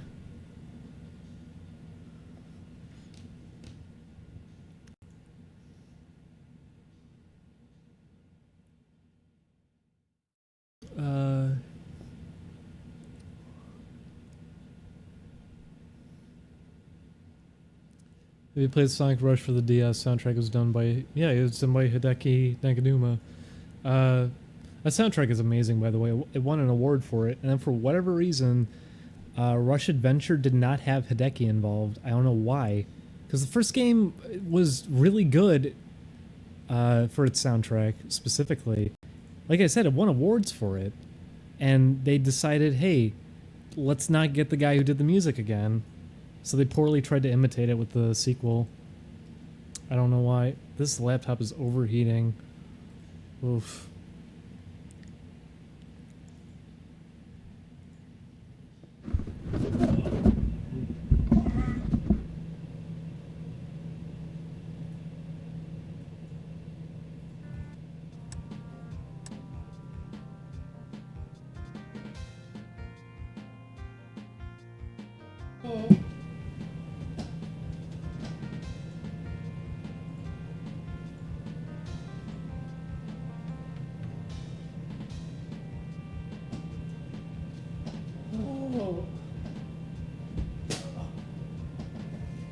Y'all ready for some Wild Woody?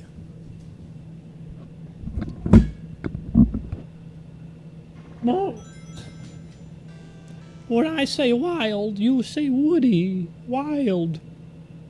Nobody said anything.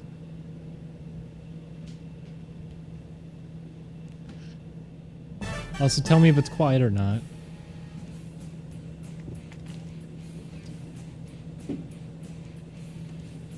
There he is. Wow. Oh, Woody. Wow, wow, wow.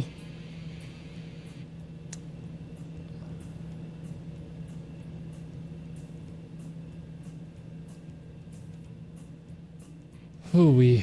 So is it loud? Can everyone hear it just fine over me? Can you hear the game?